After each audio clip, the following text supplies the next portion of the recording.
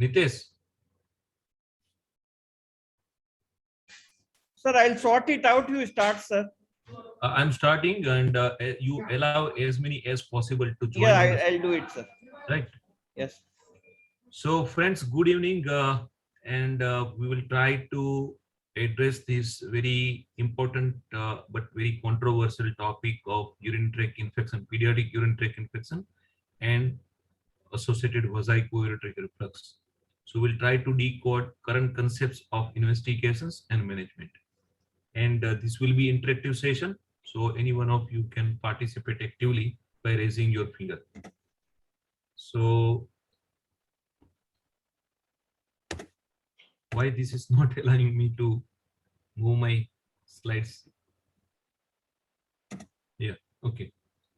So I think Aditya, you unmute yourself and read this slide. Unmute yourself here. UTI, Introduction to Vesico-Ureter Reflux. UTI, most common bacterial infection of pediatric age group. Kidney damage in some, dialysis or transplant in a few. VUR is a retrograde flow of urine from bladder to the upper tract, that is ureter, kidney. One of the major risk factors for UTI, febrile UTI or renal damage. Why is there a controversy? Now coming to that, I will come to that person. Now you agree with that? These are the two major statements. One is that the urinary tract infection is one of the most common bacterial infection of pediatric age group. So this is to be kept in mind.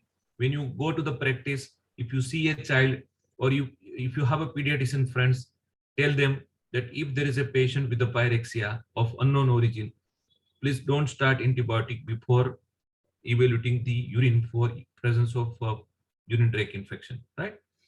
But we should not fear that much.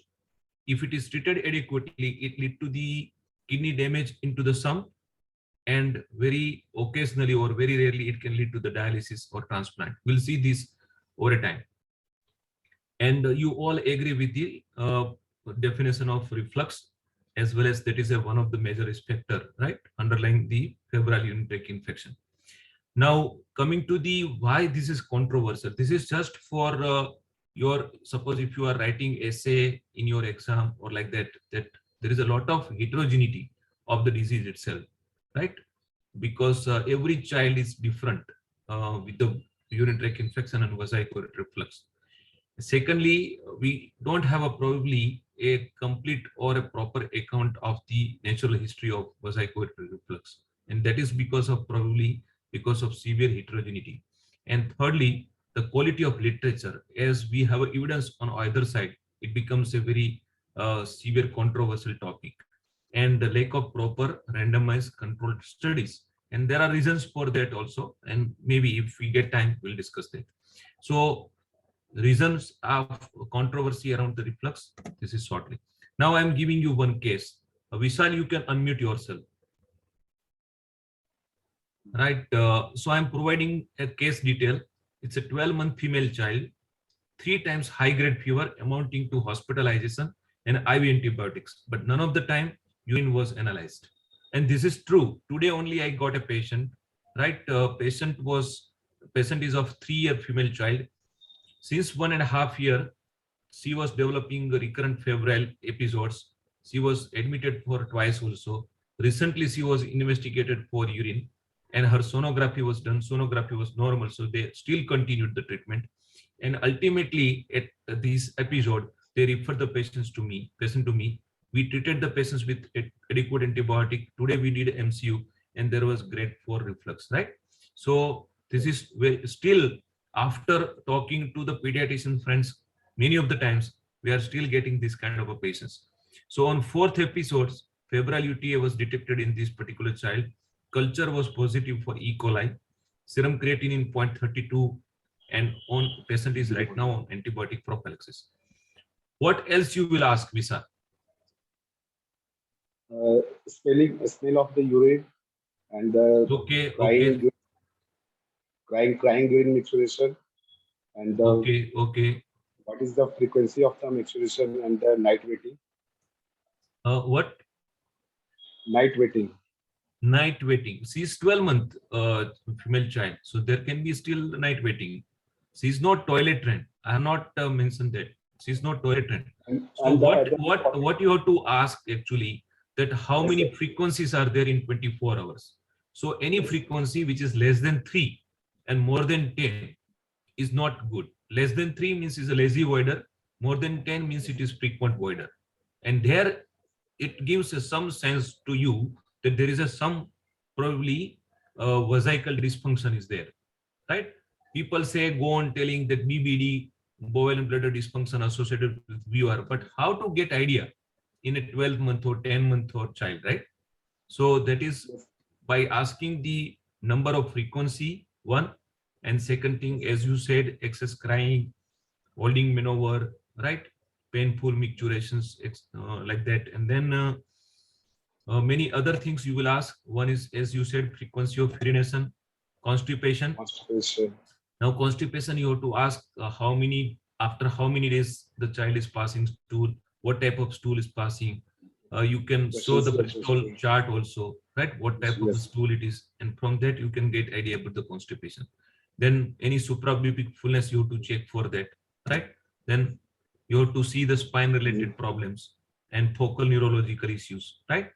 In this patient, and also sibling history, right, of a similar problem, because urinary tract infection, vesicular reflux, and many other spinal dysraphism can have a familial tendency, or you can say genetic predisposition. You agree? Yes, sir. Okay. Anything else which I have missed? Anybody can raise the finger. Yes, sir. Growth development, sir. Who is this? Growth development of the child. Hello.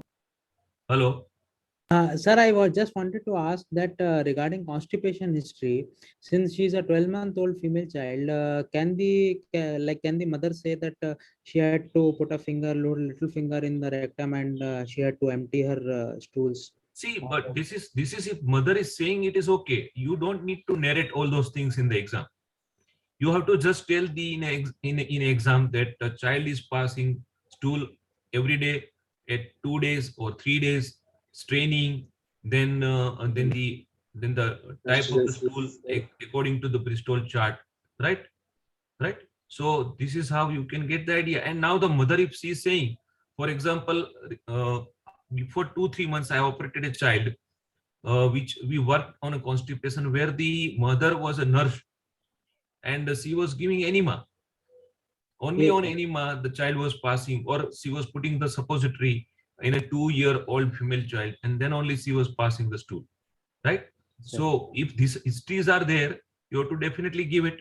So you have to try and extract that history if you get this kind of a case in the exam. Okay, sir. Okay. Right. Thank you, sir. Thank you. So we move to the next, and also antenatal. Yes. You have to get, suppose if you don't have an antenatal history provided, you can ask that whether the antenatal sonography, because this is the era of antenatal sonography. So any antenatal sonography where there is some kidney changes or ureteric changes are there, right? So this much at least. And what I will tell you people, that don't go too much. If they are not taking interest, examiners are not taking too much of interest, don't go too much in detail of negative. Somebody is making background noise. Please don't do that. So if don't give too much of negative history. Try to run away from the history and examination portion as fast as possible. The unfortunate part is that the examiner many of the time don't divide. Otherwise, they should divide that 3 minutes for the history and examination, 3 minutes for investigation, 4 minutes for management. So you will get the equal chance, right? But sometimes if you get trapped into the first portion only, and many of the times Viva get finished into that. Now suppose here, if you say sibling, so they will ask that why you are asking the sibling. You can say that there is a genetic predisposition, right? And it can be seen in almost 1/3 of the siblings. Means suppose it is seen almost 30 to 35% cases. Only thing is that difference is that their course is benign, not like cases which are detected following the febrile UTI. So suppose if you ask this history, you must know the next question which is likely to come. And if you feel that no, you don't want to go into that, skip it and let them ask. Suppose they ask that why have you taken the sibling history, then you tell, right? So try to be as precise and as short as possible. And if you get an opportunity to escape as fast as possible, escape from here, because this is the most vulnerable part for anyone. Even if I am appearing the exam, if they will take me too much into the history, I will be in trouble, right? So what next? What you will ask as an investigation? Who else is there? Devasis, you have this case. Yes, sir. I would like to get a ultrasound of the abdomen. Okay. So we'll go to ultrasound. We'll go to the other parts also, but let us go to the ultrasound. So this is ultrasound. What is your finding? Devasis. Sir, in this ultrasound, I can see that both the kidneys appear normal with in the echogenicity, and there is no hydronephrosis. And also, No hydronephrosis. I have given you bladder level picture as well as renal level picture. Yes, sir.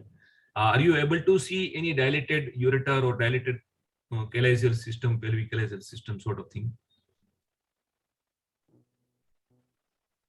This is a bladder level picture, right? Yes. And the posterior to the bladder, what is this structure? What is this structure? Huh? This is dilated ureter.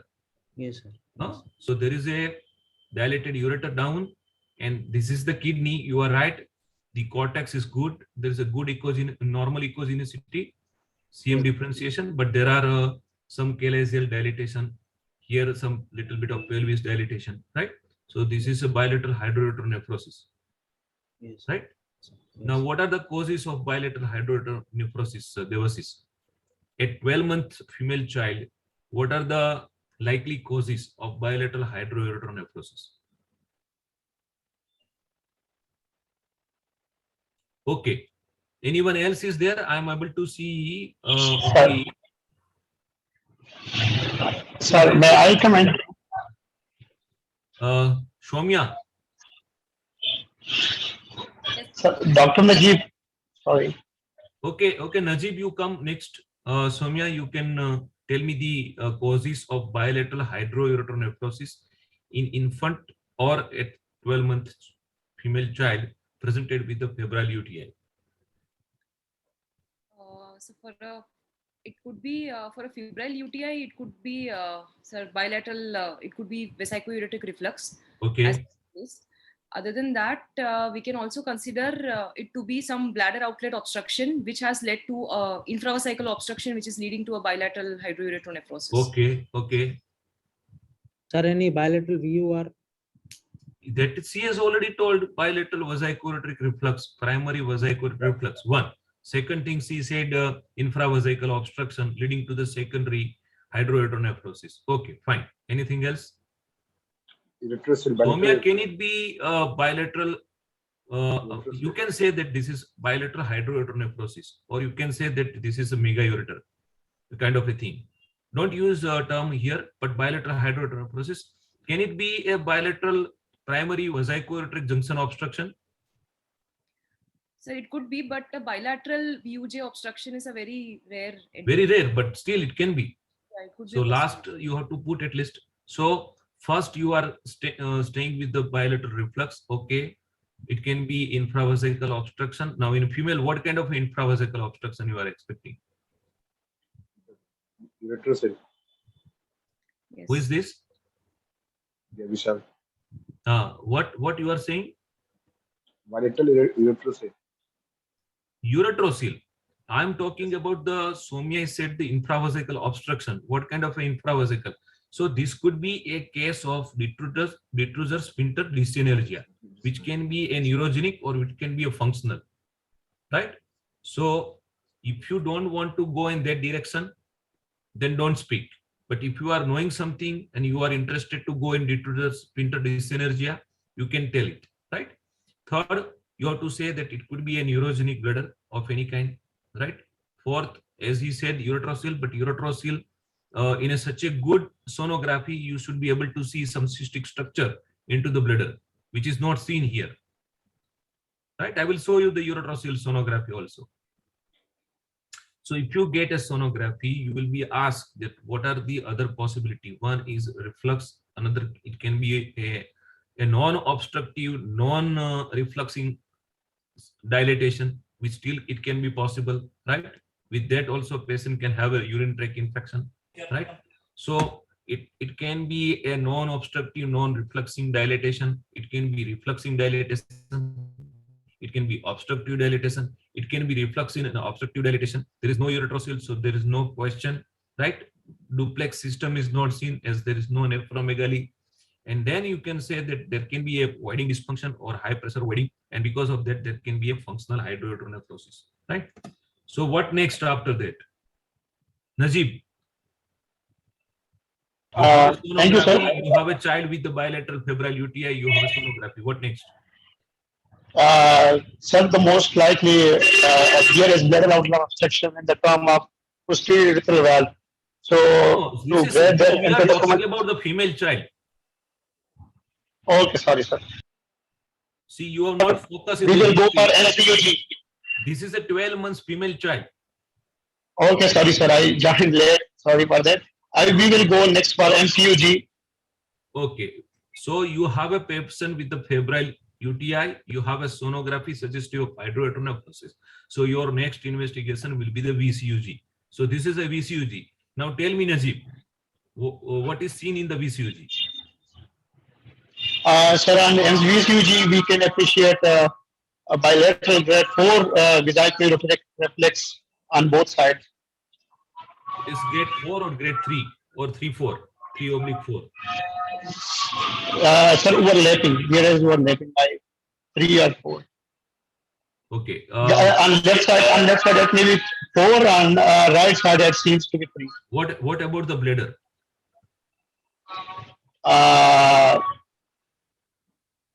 Bladder, sir.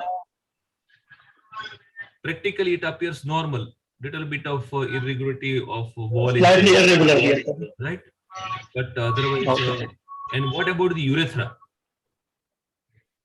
Sir, urethra during initial widening, yet posterior urethra seems to be dilated a bit. So what is this appearance? What is this appearance? Anyone? This is a credit question. Anyone? Spinning top. Who is this spinning top? Who has told spinning top? Hello? Yes, sir, I do. Who is this? Vishal. You speak loudly, so you will be able to see. I will be able to see you, right? So Vishal, it is a spinning top deformity, right? Yes. I agree with you. And this is a very credit question, and a little bit read in detail about this, right? This is because of the child is not having a proper voiding, right? And in that case, they develop this kind of a change, and that itself can precipitate the either reflux, or it aggravates the reflux and also aggravate the chances of febrile urine tract infection, right? So Aditya, where are you? Aditya is there? Who else is there? So tell somebody who is very confident, mention the all 5 grades very quickly. So type 1, sir, only urine is the reflux with non-dilated ureter, and type 2 is Loud. In type 1, sir, urine is the reflux only the non-dilated ureter. In type 2, urine is the reflux in the non-dilated ureter and the kidney. And type 3 is the dilatation of the kidney and the ureter with the reflux of the urine. And type 4 is the minor tortuosity of the ureter and the capillary and the cupping of the capillary in the kidney. And Right. the type 5 is the papillary impression loss with the moderate process of the ureter. Right. So you must be knowing this, right? And very quickly you have to speak, right? In an exam, mock exam, I was seeing that people were getting hesitate. So speak. Many of the time, examiners also do not remember all 5 grades. So if you speak quickly, you will score the mark. But if you will hesitate, they will take chance, right? But if you speak, go on speaking, then what next? Who is there? You have now a child, 12-year female child, febrile UTI, hydronephrosis on sonography, culture positive. You have done a VCG. It shows grade 4 almost reflex on the left side, grade 3 on the right side, right?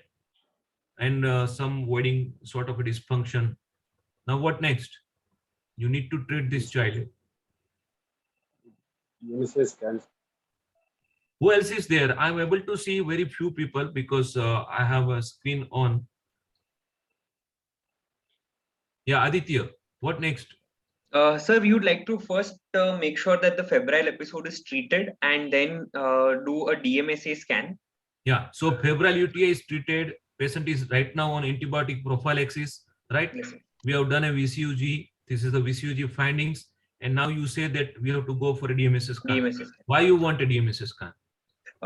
Sir, we want to document whether there are any scarring, whether there is any scarring of the kidneys. We want to document the differential function of both the sides of the Perfect, kidney. perfect. So there are already 4 episodes, right? Yes, sir. And this can lead to the pyelonephritis. These are the manifestation of pyelonephritis, febrile pyelonephritis, Yes. right? And that can heal with the scarring, right? Or there Yes, can be a acute inflammation which represent as a photopenic area. So that is the reason that you want to see how far the damage is there, right? So this is a DMSA scan. Now, Aditi, you read this DMSA scan. On the DMSA scan, we can see that there is scarring of, there is photopenic area of the left kidney in the upper pole as well as the lower pole, and a mild photopenic area on the upper pole of the right side. Perfect. And is there any loss of contour anywhere? Sir, little bit on the upper pole of the left side, but nothing much. Sir. So here you can see there is some loss of contour. Yes. Right? Here there is a still contour is maintained. Right? Here some loss of contour is there. Right? So a couple of areas with the loss of contour. Right? So there is if there is a febrile UTI, right, which is there since last couple of months, and you have now at 12 months, after 5-6 months of the first episode, you have a DMSA scan, and there are photopenic areas without loss of contour, that is suggestive of still acute inflammation. Yes, sir. Right? So these are the areas which is suggestive of acute inflammation, which can heal with the scar, right, with the loss of contour, or with it can heal without even producing the scar. It all depends on the when we do follow-up scan after a couple of months. We can presume from here that this is a very bad inflammation, right? And there are a couple of areas where you have a loss of contour. So you have to say on the DMSA scan, sir, I'm seeing a couple of places on the polar region, loss of contour and lack of uptake and loss of contour, which is representative of a post-pyelonephritic scar, healing in the scar, and rest of the areas are photopenic areas, which is representing of recent insult in the form of acute inflammation. Yes. So in a patient with a febrile urinary tract infection, if you have such kind of a DMSA scan, you should be mentioning in detail that these are the photopenic area, which is representative of acute inflammation, maybe because of a couple of weeks before she was having an infection. And there are a couple of areas where there is a loss of contour, which is representative of a healing subsequent to the pyelonephritis. So this DMSA scan is very much suggestive of an insult to the kidney because of recurrent febrile urinary tract infection, right? Sir, okay. Just one question. Sir, should we wait for 2 months after a febrile episode to get the DMSA scan and keep the patient on prophylaxis? Now see, in this patient, we'll come to that part also in a subsequent discussion, but in this patient, already this patient is having 4 episodes of febrile episodes. And we have to presume that previous episodes were of urinary tract infection only, but they were not, she was not evaluated for that. Correct. Right? So considering all those things, it doesn't make much difference. Otherwise, see, in the rest of the cases, suppose there is a child comes to you at 6 months with the one episode of febrile urinary tract infection, right? And the sonography is absolutely normal. Then you can, and if you are not going to operate that patient, right? You are going to just put the patient on antibiotic prophylaxis after treating the infection. There is no need to make a hurry for the Dmsa scan. Yes. Right, you can do after 5-6 months Dmsa scan to document that that particular febrile episodes has created how much damage to the kidney, and Okay. accordingly you can subsequently after 1 year you can plan your treatment, because if she is having a breakthrough UTI, then you have evidence that already there is a scar. What scar suggests actually? See, all patients of reflux do not have a scar, and I will come to that point, right? So otherwise there will be repetition. So I'm Okay. coming to that point, but this is the thing. Now Okay. let us go Thank you. this little bit of a history, right? Now what happened in 1960 or around 64? Hodges associated VUR, means reflux, bacterial infection, and renal scarring. According to him, any infection, likelihood there is a reflux, and both together is going to create a scar. So that was a almost a decided rule at that time, right? So this was a thing. There is a reflux, there is a bacterial infection, and there is a scarring of the kidney. This was in the 1964 or in the 60s. Now, because of that, you can see that these many children were developing urinary tract infections, and all were subjected without considering anything for voiding cystolithography, because there was a presumption that all of these are having a likelihood of a underlying vesico-ureteric reflux at that time.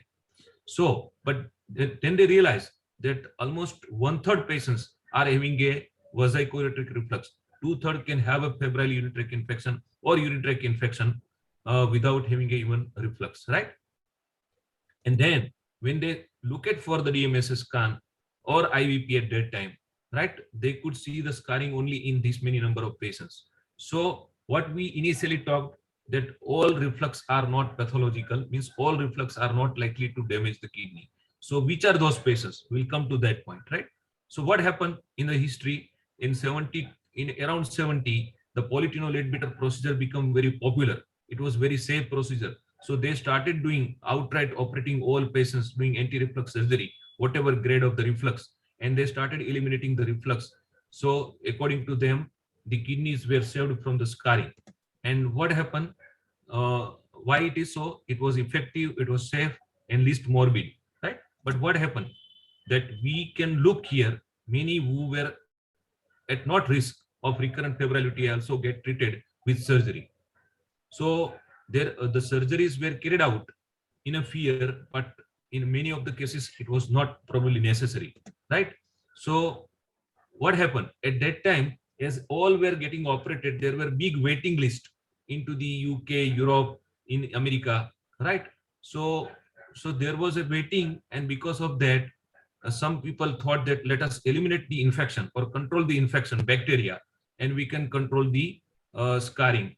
So in 80, Gene Smelly introduces the antimicrobial prophylaxis for reflux, and he noticed that during the waiting period and while the patient is on antibiotic prophylaxis, couple of these patients having a resolution of reflux on its own, right?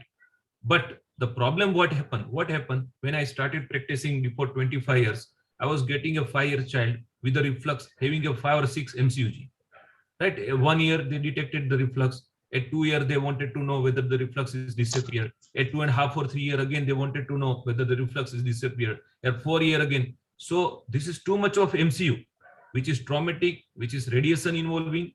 So what happened?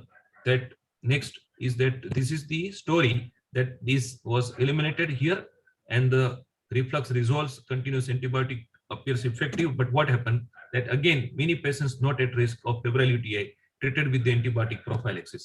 So the important question is which child, and then the concept of the identifying the high risk patients, means risk stratification in the reflux or urinary tract infection came into the picture, right? Because of this understanding. And when mothers were taken interview those mother who underwent the multiple MCUG or surgery or having a spontaneous resolution but multiple MCU, when they become they got married, they become pregnant, they got a child, and their child had a reflux, they said that they have passed through the very bad phase, and they were condemning the multiple MCUG, right? And that is how the things moved into that. So this is just a brief history which can be useful to you people. And now coming to the complexity, which I was saying, that all UTIs are not detrimental to the kidneys. There can be a lower urinary tract infection, right? And a patient is all right after 5 to 7 days of antibiotic, and there is nothing to the kidney. So all, and next statement is all UTIs are not associated with the reflux. There is no need that there is a UTI means there is a reflux. There can be UTI without reflux, and all reflux do not cause UTI. There can be reflux, but there won't be any urinary tract infection, right? Third thing is UTI with VUR is definitely associated with the renal scarring, as we can see here again, right? Massive reflux, grade 5 reflux on the left side, and there you can see again there is a renal scarring. So definitely in a patients with the urinary tract infection, underlying reflux, they are definitely highly prone to develop the renal damage if both these conditions are not treated properly, right? Next statement is the VUR is neither necessary nor sufficient for the development of acute pyelonephritis and renal scarring, which is almost like this, right? You can have a small, you can have a low grade reflux, but you can see the kidneys are beautiful, no photopenic area, no scarring. So here the reflux is there, but not sufficient enough to cause the urinary tract infection, the scarring. And last is that there can be a children who born with the gross hydronephrosis on unilateral, which is seen mainly in the male patients. And there you can see that in a post-birth evaluation, you can see the massive reflux, and there is a global reduction in the kidney. This is not the pyelonephritis related the scarring, right? So over time, we realized that renal damage found in this patient of VUR without history of pyelonephritis or during the evolution of antenatal hydronephrosis. These are the, they born with these things, and this is related to the embryological things. That means ureteric bud theory. So ureteric bud, when it is derived laterally, right, it meets the metanephros abnormally, and there will be a disorder organogenesis of the kidney, and that can lead to the dysplastic or hypoplastic kidney.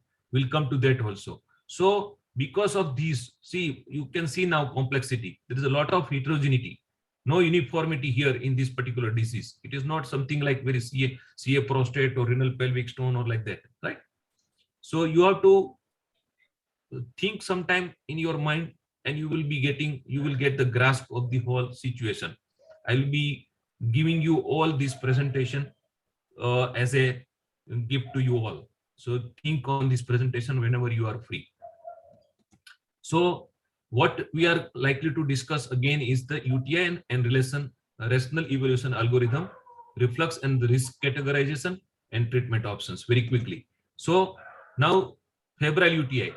Yesterday I got a patient, today also I got a patient, right? Infants presenting with the fever without focus.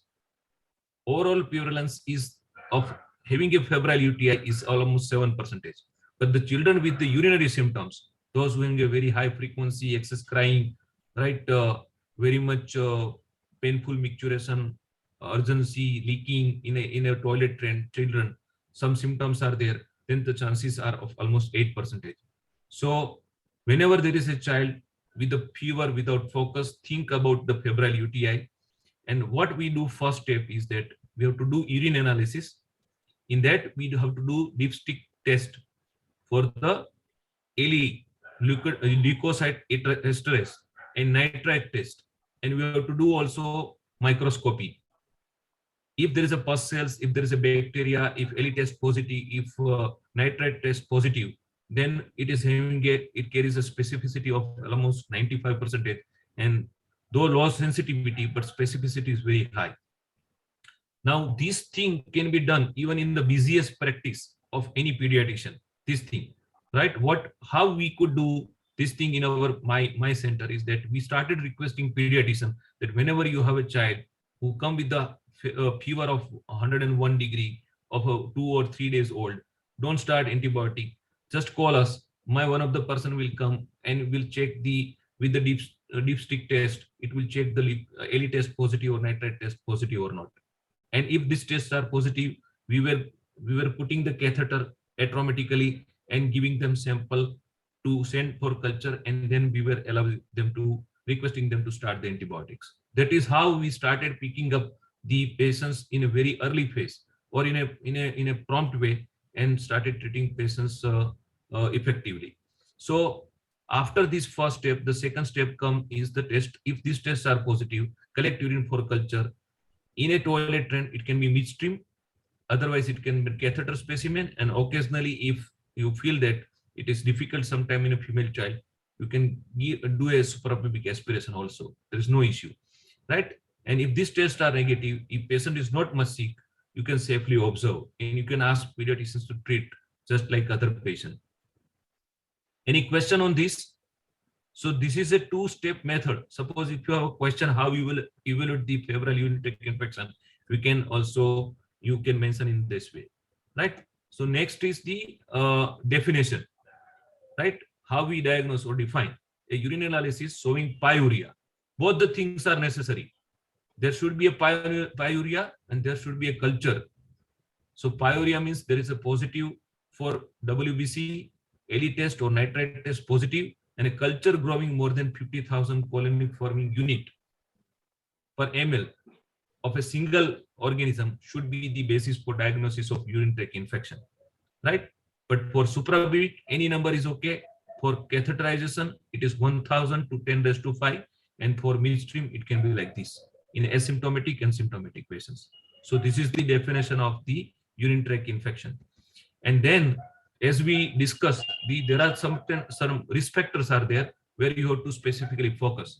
So for girls, these risk factors are age less than 2 to 12 months, temperature of more than 39 degrees centigrade, fever of more than 2 days, and absence of another source of infection. If these are the factors, then they are at the high risk of having a febrile urinary tract infection when they have a pyrexia. In a boy, in addition to all these things, if they are uncircumcised and even the fever of more than 24 hours, they are at the likelihood of having a febrile urinary tract infection, reason for the pyrexia. So these are the risk factors you must know, and you should be able to speak this very quickly, right? If they ask you, right? And now the question is this: why these are necessary? Why understanding this risk factor? Why it is necessary to investigate accordingly, and why it is necessary to detect the urinary tract infection very quickly? The reason is this. What happened again?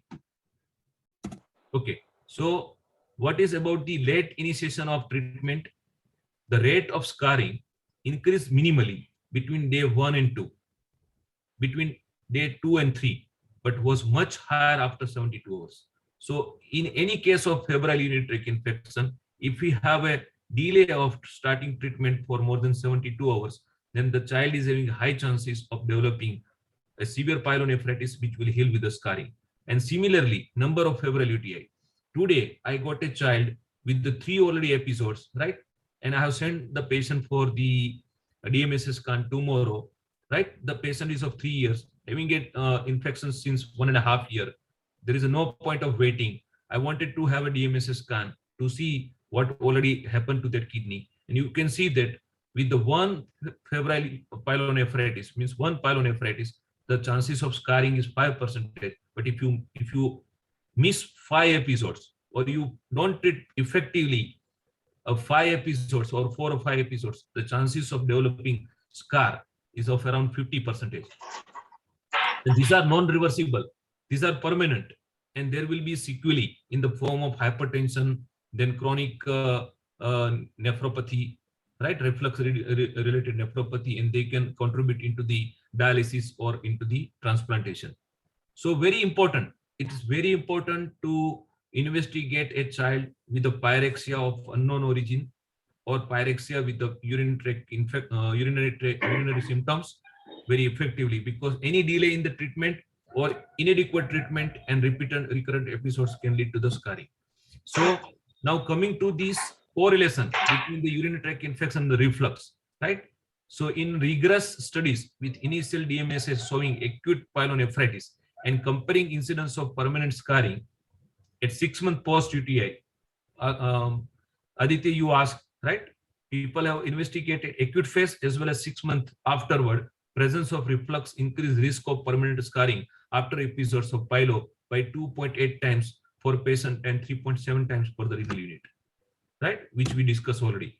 So now what American Association of Pediatric guideline, which was there in 2011 and which is revised, that 7 to 10 days of antimicrobial oral or parenteral depends on the patient's tolerance. Renal and bladder ultrasound should be done in all patients, and they recommend no Vcug after the first febrile UTI in the setting of a normal ultrasound and a Vcug after the second UTI. So these were the American Association of Pediatric guideline. Now what other guidelines are saying? That this is ESPU, European Society of Pediatric Urology, European Association of Urology, AAP. What they say, all these people are saying yes for sonography.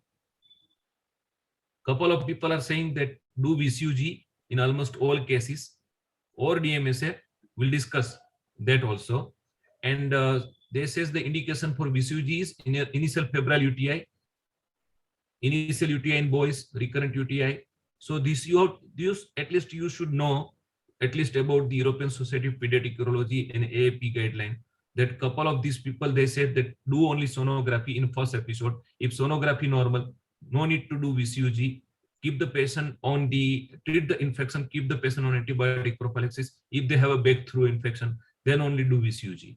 Or if you are believing in top-down approach, do the DMSA scan. We'll discuss that. So now we are coming to our rational approach, right? What you can, if you are agree, you can mention that in our setup. For example, since last 2 days, I am getting patients of recurrent febrile UTI. Here there is no doubt. If child is not having too much of pus cells, febrile since 7-10 days, culture is now negative, then you can go ahead with the Vcug at that time.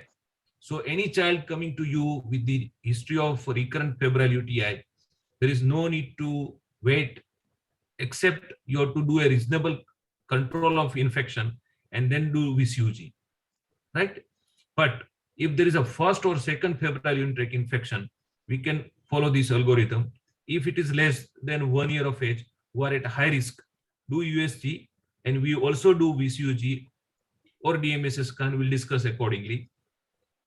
Up to 1 to 5 year, who are at comparatively lesser risk, you can do USG, and you can do according to the USG finding and the recurrence of infection, this investigation. And above 5 years of age, suppose day before yesterday, I saw a patient of 10 years, had a Vcug 3 times and renal scan showing the scarring, but since 1.5 years, not having any febrile episode, any urinary tract infection, still the child underwent 2 Vcug. Now, for what reason, I don't know, right? Because the child is of 10 years, having already renal scarring, his height is lacking, his weight is lacking, his growth is retarded, but nothing can be done now.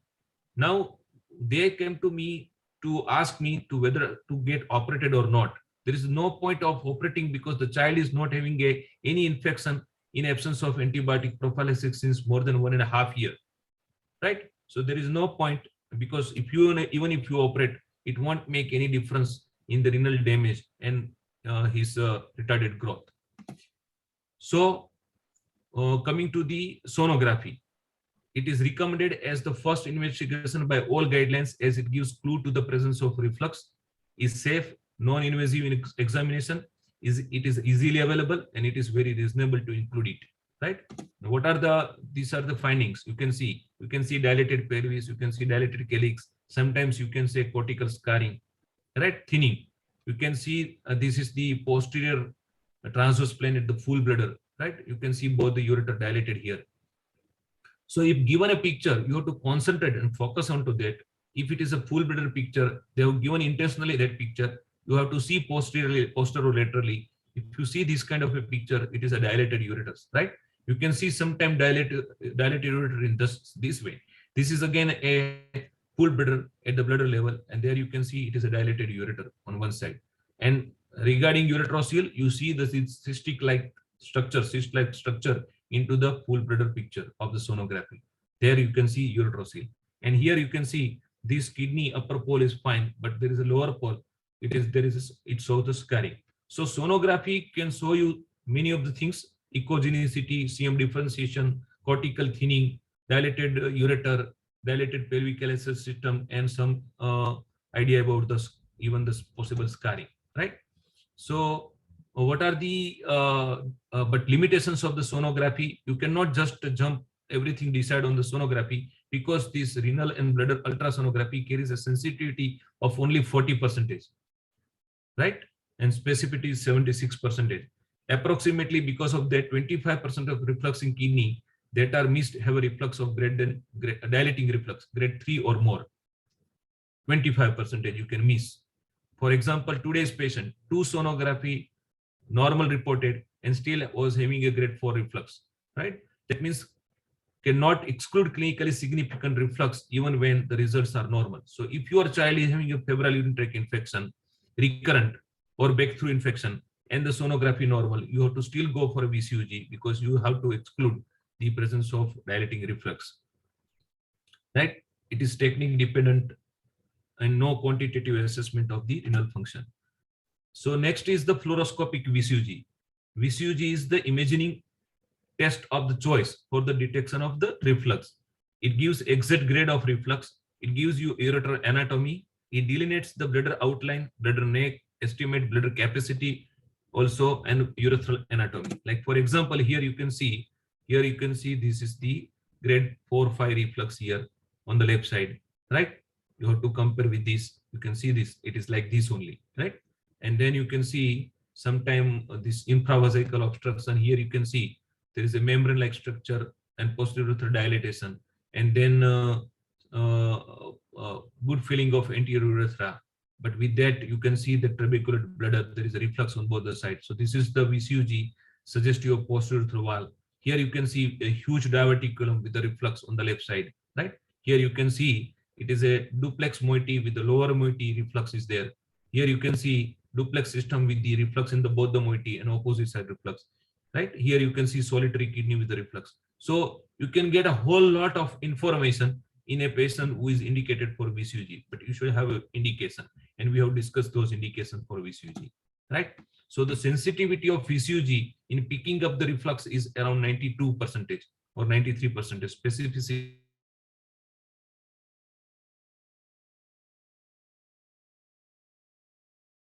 predictive factor for acute pyelonephritis, ultimate renal injury, as VUR predisposes for the recurrent UTI, right? So voiding cystourethropy cannot be prevented in a certain setup. So in summary, the relationship between the VUR, so I'm not going into that theoretical, right? So then there can be a question like, what are the complications of VCG? So there can be a painful micturition after the VCG. There can be hematuria. There can be retention of urine, transient. There can be introduction of infection. And rarely, what is this? Soumya, what is this? This is the, in this neonate, a VCG was done. What is this? Contrast has extravasated into the abdomen. Yeah, actually. so this could be a urinary ascites, or it can be a rupture. This was a rupture, right? My radiologist caused a rupture, and this is a very difficult complication to treat. So they can ask you, examiner, that how you will advise for VCG. So you have to say that I will mention the VCG. I will ask for the filling phase picture. I will be asking oblique picture while voiding picture at the end of void, and then you will ask for, I will say that I will estimate the bladder capacity, and if I'm not going with the patient, or otherwise if I am doing, I will estimate the bladder capacity. And in neonates less than 1 month, means neonates and infants, how we calculate? Up to 1 month to 1 year, 7 into the weight in kg. So if it is 3 or 4 kg weight, then it becomes almost 30 ml capacity, and the rest of the capacity we calculate age plus 2. Suppose it's a 2-year child, 2 plus 2 into 4 into 30, so it becomes 120 cc capacity. Agree? Any doubt? So you must all know this. Many of the times examiner are not knowing, but they will ask you. So if you are giving answer confidently, sir, up to the 1 year of age, it will be the 7 into the weight into the kilogram. And in the rest of the patients, suppose it is a 2-year child, then age plus 2 into 30, that gives the capacity of the bladder. And while doing VCUG, they should not exceed this capacity, otherwise there can be complication, which is very rare, but there can be. So now coming to the prenatal hydronephrosis, right? There is no febrile UTI, but this question is also asked that in prenatal hydronephrosis, what are the indications? One of you read this. What are the indications? VCUG indications in prenatal hydronephrosis, Yeah. average 15.2% of children with mild to moderate prenatal hydronephrosis will be found to have VUR. Yeah. For children with SFU grade 3 to 4 prenatal hydronephrosis, bilateral hydronephrosis with the renal anteroposterior diameter of more than 10 mm. Okay. If there is ureteric dilatation, Right. if there is abnormal bladder on fetal ultrasound, Means VCUG thick wall bladder, distended bladder, right? VCUG for infants with antenatally detected hydronephrosis who develop a urinary tract infection within Right. 24. So sometimes they say that there is no dilatation of ureter, so less likely there is reflux. Still, why you are asking? You can say that, sir, there is a history of urinary tract infection. So any patient having a antenatal hydronephrosis and postnatally having a urinary tract infection, you must do, because there are high chances of underlying reflux is there, right? So that becomes a very important indication. Okay, go ahead. Within 24 to 72 hours of life in patients with suspected lower urinary tract obstruction, and timing the procedure should be done at 4 to 6 weeks of age, except in cases of PUL. Okay, fine. I think all you are agree with the speed, or we go quickly. I have a couple of slides. I have to take a 4 minutes break. I'm coming back. Right, stay here because we started a little late. So we'll finish. We'll take another couple of minutes, and we will be after finishing this. I will give you one case scenario, and I hope that you will be able to take this case. Right, give me 5 minutes break.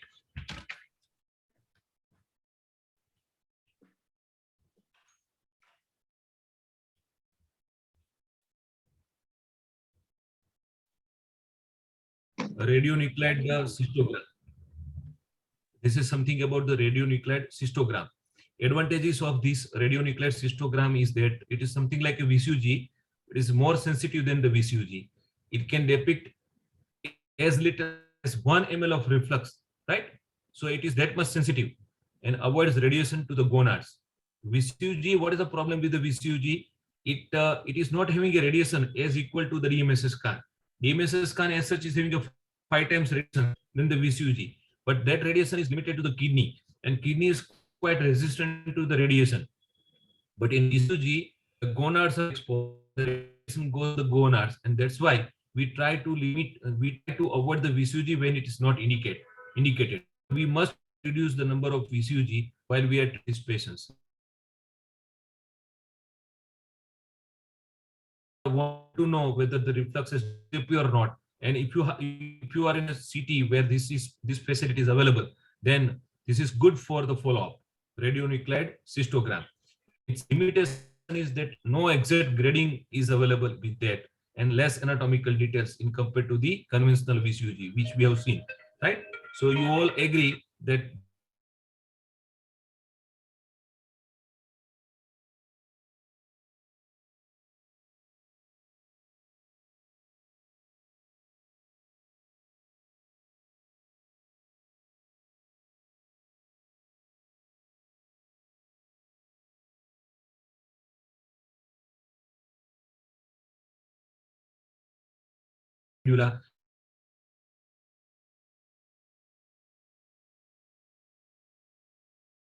and as I said, that we must know something about the classification. Classification means now here there is no history of urinary tract infection, and still the patient is having a hydroureter nephrosis, was evaluated for the reflux, and then the DMSA scan, you can see there is a global reduction of the kidney.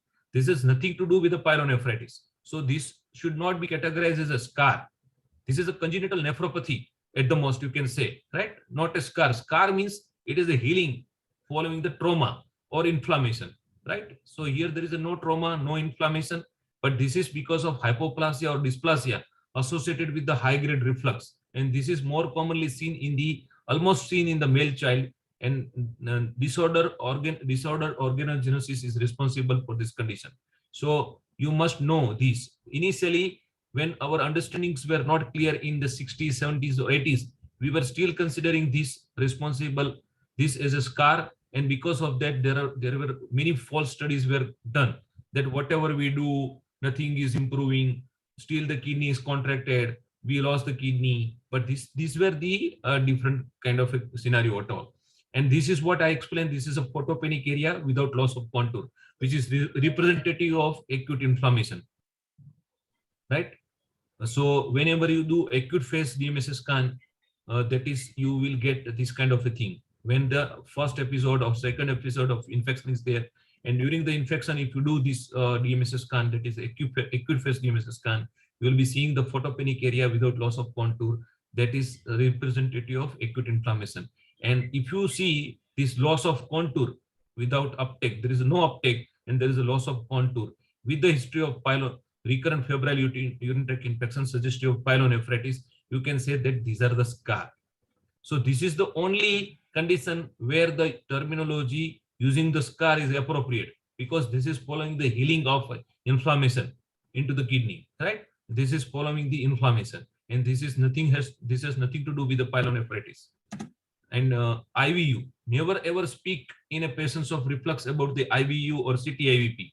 There is no scope of IVP, CT-IVP into the reflux cases. Please do not speak in any case of hydroureter nephrosis, any of these thing. If you still suppose there is a megaureter case or a patient with the suspected obstructed megaureter or ureterocele or something like that, where you still want some anatomical detail, you can say that, sir, I will do MRI or MRU, right? Why? Because even if it involves the anesthesia, but it doesn't involve the radiation, right? IVU, which was there for a number of years before, it is relegated to the history. Never ever speak about the IVP or CT-IVP in cases of reflux while doing the investigations. So something about the Aditya was asking, that is acute phase DMSA scan, right? There are two ways to do DMSA scan. One is to do during the acute infection, and second is after the 4 to 6 months of infection, right? Now, what is the acute phase DMSA scan? The sensitivity and specificity for acute phase DMSA scan to detect clinically significant reflux is 95 to 96%, right? And acute phase DMSA is a critical component of evaluation by top-down approach. So you must know. I don't know whether you people are getting the short note of top-down or bottom-up approach. Do you get that short notes? Then I go bit on 2 slides. Otherwise, we can skip those slides, right? But if you want to go for a top-down approach, top-down means, see, bottom-up means we are evaluating reflux first, means we are evaluating doing Vcug first, and then we do DMSA as we discussed. And top to bottom means we are getting idea about the lesions into the kidney first, and accordingly we decide about the presence of reflux or not. Why it is so? So this is the thing, right? There is a case of febrile UTI. This is what we are practicing bottom up. We do sonography, we do Vcug. If there is a reflux, we do DMSA. We assess for the bowel and bladder dysfunction. We put the patient on medical and surveillance, right? Now, what is top down? We do first DMSA scan. If there is a photon defect, as I discussed, either photopenic area without loss of contour, or there is a lack of uptake with the loss of contour, in that case, it is suggestive of pyelonephritis. And to know whether there is underlying reflux is there or not, we do Vcug, and then we treat accordingly, right? Now, what are the advantages and disadvantages? So coming to the bottom-up approach, which we are using most of the time, what is the pros? That higher sensitivity and specificity. as you know, the VCUG is very much sensitive and specific. Lesser cost of this investigation protocol and ease of availability. DMSA scan is not available in many of the center, even in my center, but still we do DMSA scan in almost all indicated patients. It is not exception, or it's not excuse to not to do DMSA and go for IVP, right? Which those days gone. And what is the cons of the bottom-up approach? So what is the disadvantage is that VCG is a stressful study. It gives stress to the patient as well as family and parents. You just think about your child undergoing the VCG and you will realize what the stress is there. Also, it exposes the gonad to the radiation, right? It needs the catheterization. And in addition, it identifies a population with the VUR that never be clinically significant. You identify a grade 1-2 reflux, right? Which is not clinically much significant. And in that case, it gives unnecessarily child and parents a stress of a follow-up as well as non-required treatment. Now, what about the top-down approach? We do first DMSA, right? A negative DMSA precludes the need for a catheter and avoids the VCG in nearly 50% cases. So if you go over a top-down approach, where many of the times when I talk about the couple of the pediatricians or pediatric super specialists, right? And their child developed the urinary tract infection, they approach to me. And when I talk, they always think and say that, sir, let us go for a top-down approach. We'll see the DMSA scan or we do a good sonography. If there are no lesions, we'll try to avoid the VCG. Now, that could be true for the other patients also, right? But it is not necessary that you follow this approach only. You have to adjust according to the need of a patient. Now, patient coming with a very sick condition, 3-4 episodes of febrile UTI, you are knowing that there could be underlying reflux, but as patient is very sick, patient is still having an infection, and you want to know what abnormality, what exactly going on with the kidney, and you want to convince the parents about the seriousness of the disease, you can send the patient for the DMSA scan. And if you have a lesions in there, right, in the form of scar or photomenic area, you can explain the parents that your child is having a serious trouble, and later on, once the infection is controlled, we'll do VCG, right? So there are ways to do it. A positive study identifies the cohort that is most at risk for subsequent renal scarring, right? But having a top-down, why we started discussing top-down? To avoid the VCG in every patient. Why we want to avoid VCG in every patient? Because it is an invasive investigation. It involves the radiations to gonad. And third thing, it identifies the patient who are still not at risk or are for low-risk patients, right?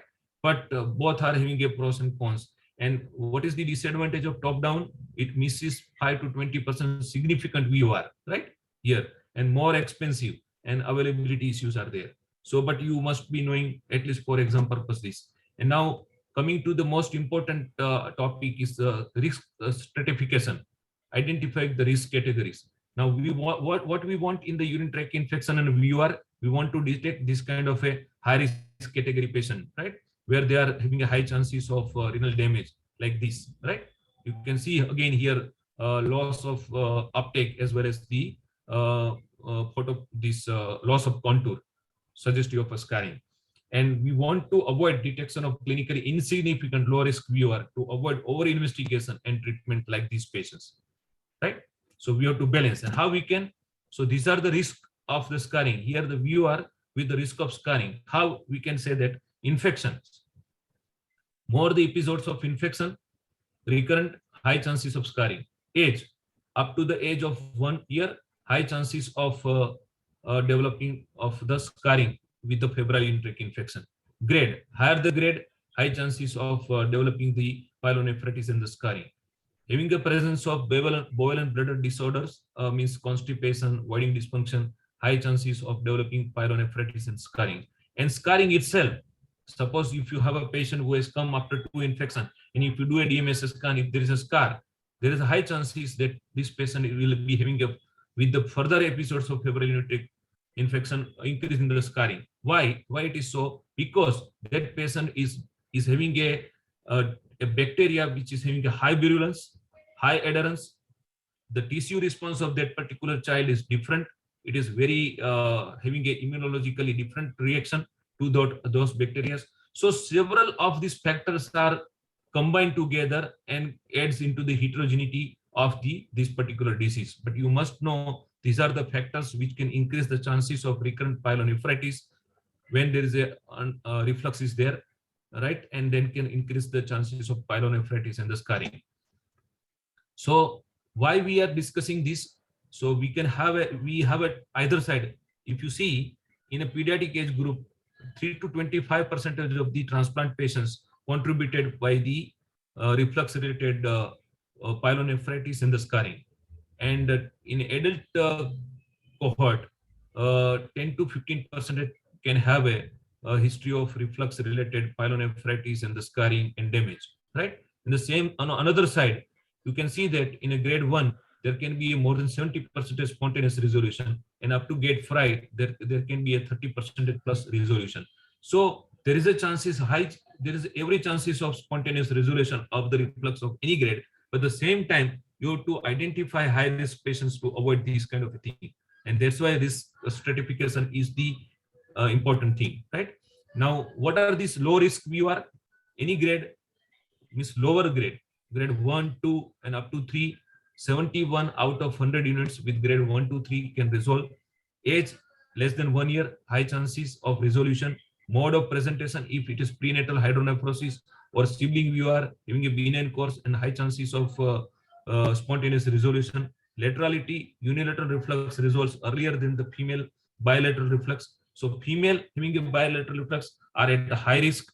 Male at the unilateral reflux or female child with the unilateral reflux, there are high chances of spontaneous resolution, and absence of voiding dysfunction and the constipation are important. So these are considered as a low risk. So whenever you are given a short note or you are given a case, you have to see all those things, and you can say that, sir, this patient is at raw risk, considering this history, sonography, and Vcug. And I will probably not go for a Dmsa scan. I will consider right now the patient for the antibiotic prophylaxis, or I can consider right now if there is no infection, observational protocol according to the patients. We'll come to that, right? So these are the couple of examples here. You can see that there is a hydronephrosis, but low grade reflux, and there is a no scarring into this Dmsa scan. Again, bilateral reflux, but no scarring in the Dmsa scan. So these are the low risk patients. What are the high risk patients? High grade of the reflux, those who are in a dilating reflux, grade 3, 4, and 5. Already pre-existing renal damage, as I explained, that what it carries the importance, presence of scar itself, right? Bladder dynamics, as we discussed, ureteral anatomy, duplicated ureter, dilated ureter, single urate kidney, and severe bilateral reflux with high creatinine to start with. So these are the couple of examples. You can see massive reflux in a 6-month-old child with the creatinine of 0.6 at the time of presentation. You can see the bilateral areas of lack of uptake with the loss of contour, which is representative of the scar, right? This is not the dysplasia or hypoplasia. These are the photopenic area without loss of contour. There are the lack of uptake with the loss of contour, which are suggestive of recurrent pyelonephritis and the loss of parenchyma. So high risk, again, a unilateral kidney with massive reflux, high risk, and there you can see that there is a scarring. And there you can see cross fuse ectopia with the reflux in the both the moiety. Then again you can see UPGO associated with the reflux. So all these things are considered as a ureteral anatomy, duplex system, and all those things. And then these cases of lazy voider, right? Daytime incontinence, frequency, less frequency, lazy voider, constipation. There you can see massive reflux on both the kidney, and there you can see accordingly there is a scarring into the kidney. So these are the things. Something about the sibling, which we have already discussed. Prevalence is 27% among the siblings, and children with VUR 36% among the offspring, right? And it's a familial polygenic disorder. The incidence of sibling VUR is maximal in patients who are younger than 3 years. And in that circumstances, one sonography is indicated. If there is a sonography abnormality is there, or some febrile, some urinary infection is there, further evaluation is required in the sibling. Now coming to the management, our goal is to prevent recurrent febrile UTI, prevent renal injury, right, and minimize the morbidity of treatment and the follow-up. This is also equally important. And how we can achieve this? This is the basis for the management. The B stand for bladder. So you have to think about the bladder. There should be a safe storage and low and adequate pressure voiding and emptying. Age less than 1 year of age, more than 5 years of age, they are at least risk. Less than 1 year of age, they are highest risk, and 1 to 5 years, they are at the medium range of risk. Then the sex, female sex is more prone to non-resolution of the reflux if it's bilateral, and they are more prone for the damage and recurrent infections and the pre-existing scar. Right? Already when patient appeared, itself suggests that the virulence of the bacterial organism, its adherence, the patient's immunity or tissue response are different than the other child.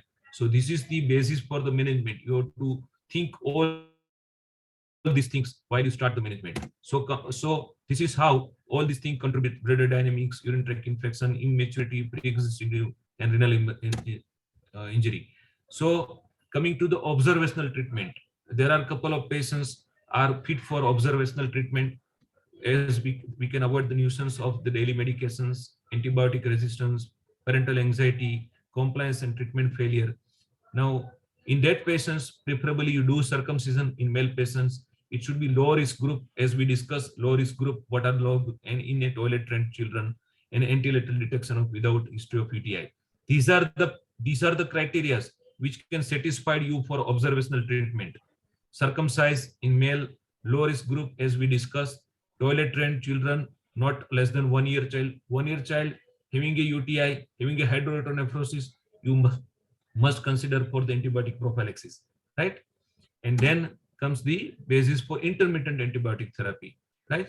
We can select couple of patients for intermittent antibiotic therapy when it is required. But then there should be a good facility of pediatrician or general practitioner who can pick up the infection. Now, the problem with the urinary tract infection in the children is that its presentation is so much problematic, then that we are just throwing the onus of detecting it on the parents or on the GP or on the pediatricians.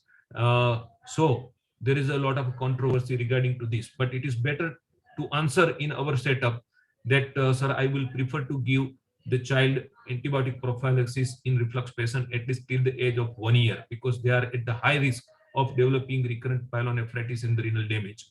And I may consider till the toilet training, that is means 1.5 to 2 years. And once the child is toilet trained, we can safely stop the antibiotics, and we can explain the parents that if your child develop a fever, always get your urine sample tested for the presence of infection and report to UR or pediatrician, right?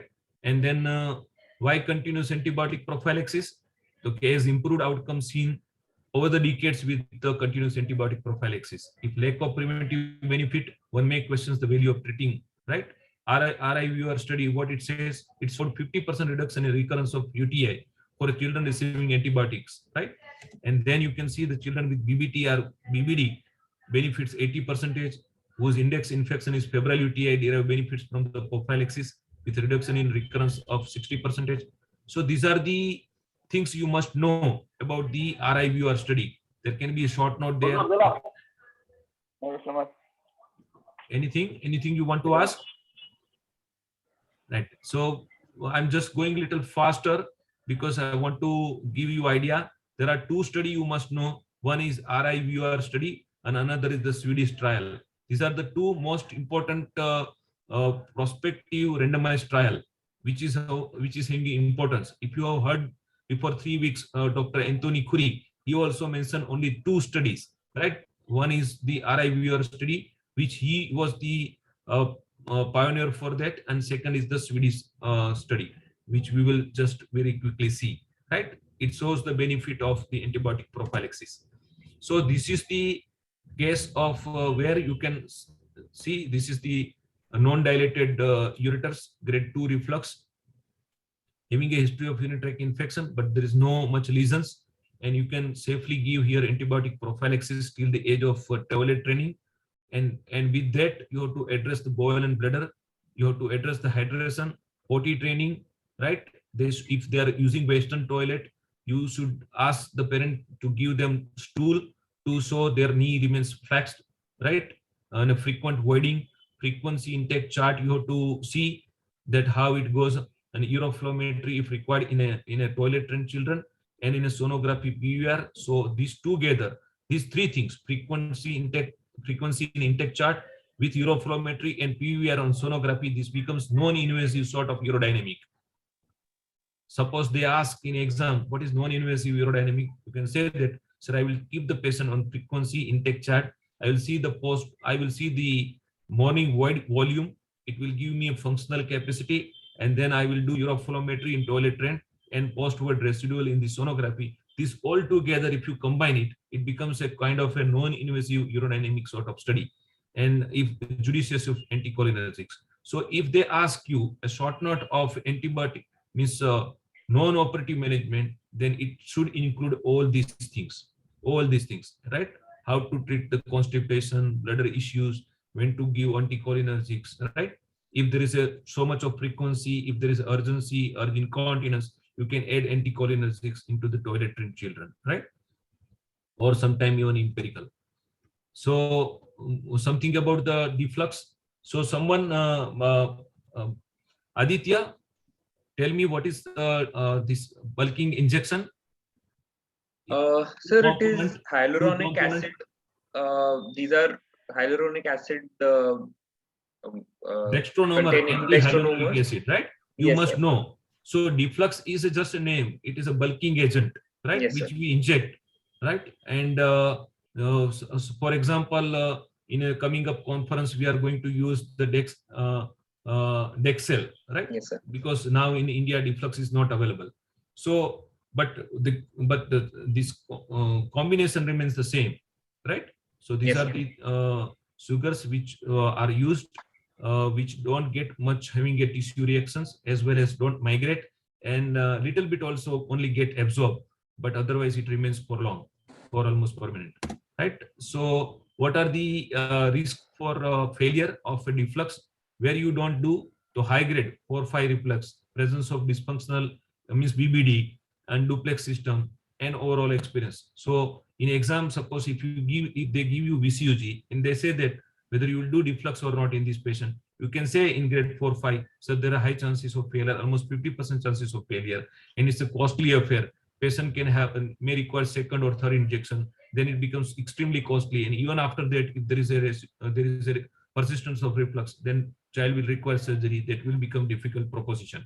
So in my practice or in my institute, we don't do deflux or bulking agent injecting the bulking injection into the higher grade of reflux. You can say accordingly like that. And presence of constipation or voiding dysfunction, duplex system, you can avoid it. And what are the techniques? So there are two popular techniques. Vishal, you tell me what is sting? Full name of a sting? Suburethral injection. Suburetral transurethral injection. Suburetral transurethral injection. It is a sting. And what is heat? Another technique is heat. Hydrodistension injection. Implantation technique, right? So what you do, you are putting your cystoscope in front of ureteric orifice, asking to press the saline, distend the ureter, enter into the ureter, right? Which is most of the time possible. And then you inject the bulking agent or deflux into the submucosal plane. Now in a sting, where you are injecting subureteric. In heat, you are injecting into the submucosal plane, right? So there is these two difference, and there are a lot of discussions are there, which is better. But there are again evidence on either side. Couple of paper they says that heat is better than the sting, and couple of papers or study says that both are equal into the outcomes, right? And there is something like double heat. Now double heat, what double heat, Soumya? Sir, in double hit, they use hit plus there is also intramural injection of the.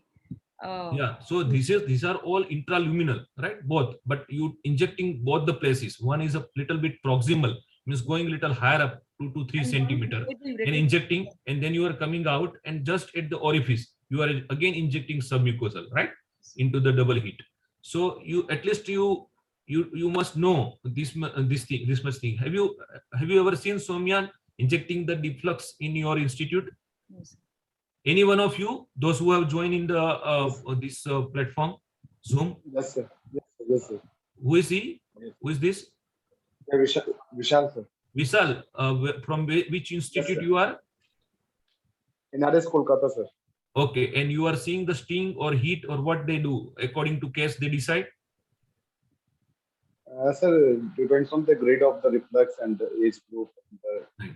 But suppose in your exam, if they ask grade 1 and 2, for grade 1 and 2, don't say any of the surgical management, right? Grade If 3, the patient grade is 3, not having a grade, febrile, grade just 3. I'm guiding you people that if there is no history of recurrent febrile UTI in grade 1 or 2 is there in your exam, then say simply that, sir, I will treat the patient at the most with the antibiotic prophylaxis or intermittent therapy or observational treatment according to the patient's parents' capabilities, their educational level, their understanding level, and then I will take a call. If there is a breakthrough infection, then only I will intervene. But less chances, and there can be spontaneous resolution. Now, in that circumstances, they will ask you leading question that suppose a grade 2 patient is there, you are putting the patient on intermittent or antibiotic prophylaxis, and the child is become 2 year now toilet trained. Will you continue with antibiotic or not? If you say that yes, I will stop the antibiotic prophylaxis now, right? They will say that will you do VCG to be sure that reflux is disappear or not? Answer me. Will you do or not?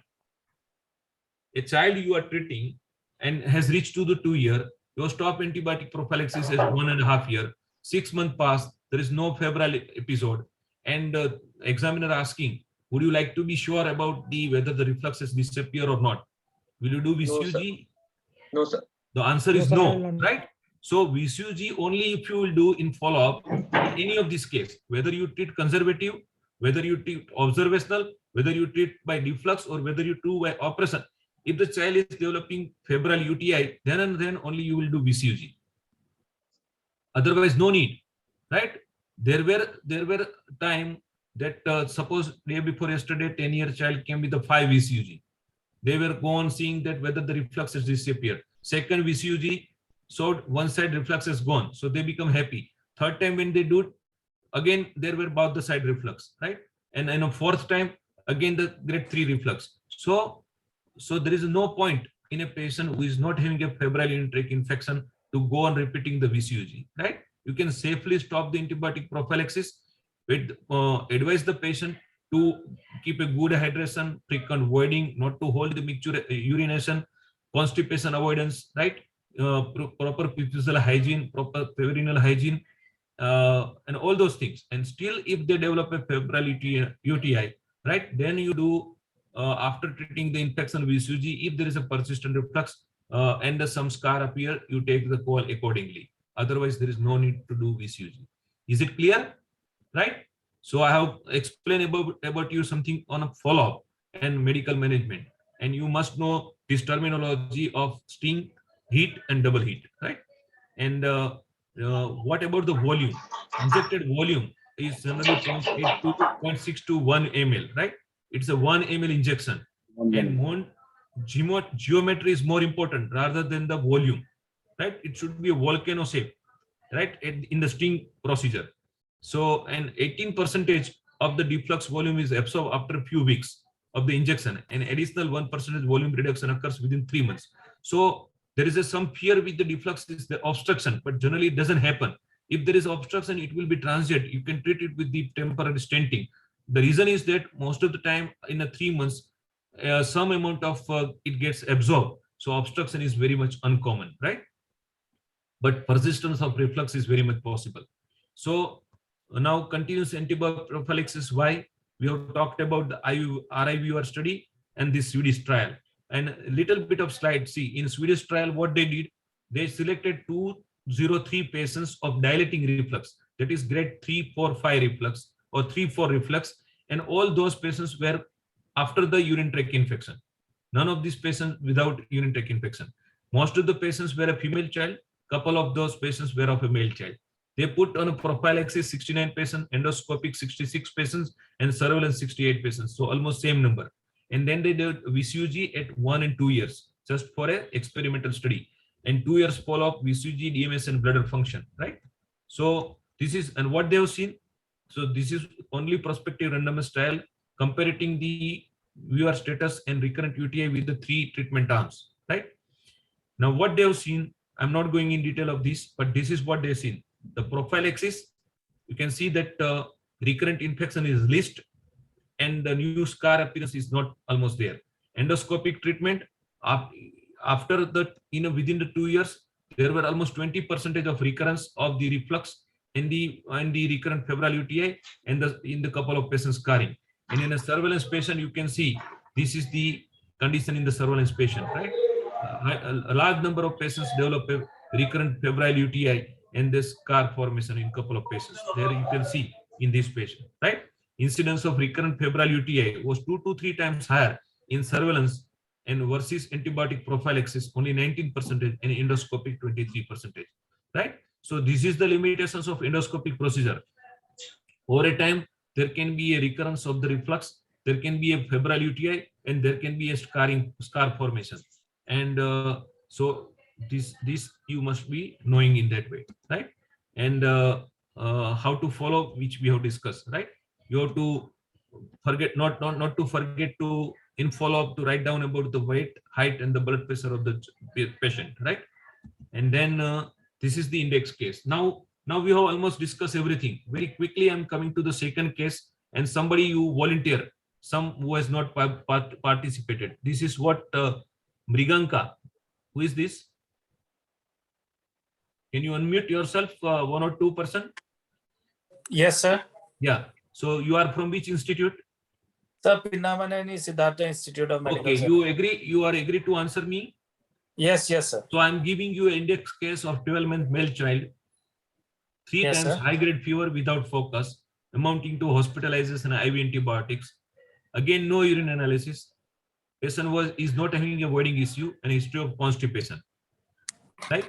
Like here, likely cause of high-grade fever in this patient, what it can be and what is missing, that they have not evaluated patient for the urinary tract infection. This is I'm giving you, right? So Yes. what next is that you have to do culture in this patient, and we have discussed that how to collect the specimen. You have to do two-step study. One is with the dipstick test and microscopy, and second, according to the case to case, you have to do either catheter specimen or you have to collect the by suprapuncture, not bag specimens. You cannot collect it from the bag. It is always contaminated. Only thing with the bag specimen is that if it turned out negative, then it is quite specific, but it turned out positive, it doesn't carry any importance. So in this patient, what next? Not going to know history. I'm giving you that there is a case of febrile UTI 3-4 times, no voiding issue, history of constipation. What you will do next? So we can, we need to, after no urine analysis. No, but I'm giving you urine analysis. Culture is positive. So these were episodes of febrile urinary infection. Yes, 3 to 4 in 12 months. But no voiding issue, history of constipation. What next? So we can go top down or No. You will not confuse the examiner. Now it is exam. What you want? If you want to go top down, I am agree. You have to give your reason for top down. Now see here, here by going top down, can you avoid the VCUG? See, that is what I told you. That I made it very clear that those patients who come with the history of recurrent febrile UTI, you cannot avoid VCUG. Yes. Right. Yes, Only thing is that if the patient is very sick, then it's a totally different thing, right? But here the things are under control. So you have done the sonography here. It is suggestive of hydronephrosis, and then you can do anything of this, but you have to defend yourself and you have to produce argument. Now I agree with you. I did a Dmsa scan in this patient. Yes, sir. Right, but in exam, if you speak in that way, you should know the argument. What I told, that the patient was very sick and I wanted to know what is going on. So, and you see that there is a very bad, here you can see photopenic area, here you can see loss of contour, here you can see loss of contour, right, which is suggestive of acute inflammation. This is suggestive of already post-pyelonephritic scarring, right? Yes, sir. This you must know very well. And because of these, after controlling the infection, I did a VCUG, and there you can see there is a grade 4-5 reflux on this, right? So there is this kind of a history. You must ask for the sonography. If there is a sonography changes, you can ask for any of these things, but you must know the pros and cons of this thing, right? Accordingly. You can ask the patient if very sick, then I can go for a top-down approach. If patient is not much sick after the control of infection, I will go for a VCUG. I will see that there is a high-grade reflux, and after a couple of weeks or month, I will do Dmsa scan. And till that time, I will putting the patients after clearing the infection, means controlling the infection, I will be putting the patient on antibiotic prophylaxis as per the culture sensitivity, right? Right. So what you will do now, you have a this kind of a thing, how will you treat this child? Sir, in this case, after controlling the infection, because it is grade 4-5, we will go for implantation. Right. So don't get confused and don't hesitate in saying that it is already 1 year child, cross the 1 year, right? Good bladder capacity. There is a good bladder capacity, and a safe unilateral reimplantation can be done. And if you are knowing this thing, deflux can fail in a patients with voiding dysfunction or bladder storage problem, but generally reimplantation surgery do not fail in a patients of BVD, right? So suppose even if you have not treated much nicely this constipation, you have to treat, right? But if you have not even taken care completely, you are now worrying about the further episodes of febrile UTI, and in that circumstances, at least you have to do something which is very much effective, right? And sometimes if you are not in position to do, if this is the proposition in 6-month child or 8-month child, what you will do? Sir, in that case, we will wait. We will give. No, but see, you are waiting, and patient has developed, even in spite of antibiotic prophylaxis, at 10-month, again, patient develop a very bad febrile UTI, back-through UTI, and patient require hospitalization and IV antibiotics. What you will do? So we can go for nephrostomy. Nephrostomy. You are right. You go for a diversion, but which kind of a diversion? You will be doing in a, suppose in this patient, I am not happy with the reimplantation. Suppose tomorrow you start your practice. You have not done too many reimplantation. This patient has come to you, right, at 10 months, and you are worrying about the further insult to the kidney, and you do diversion. You are justifying. In a patient with the unilateral reflux, what kind of a diversion you will do if you require to do? So I'm coming to the indication of diversion. One is that patient age is less than 1 year.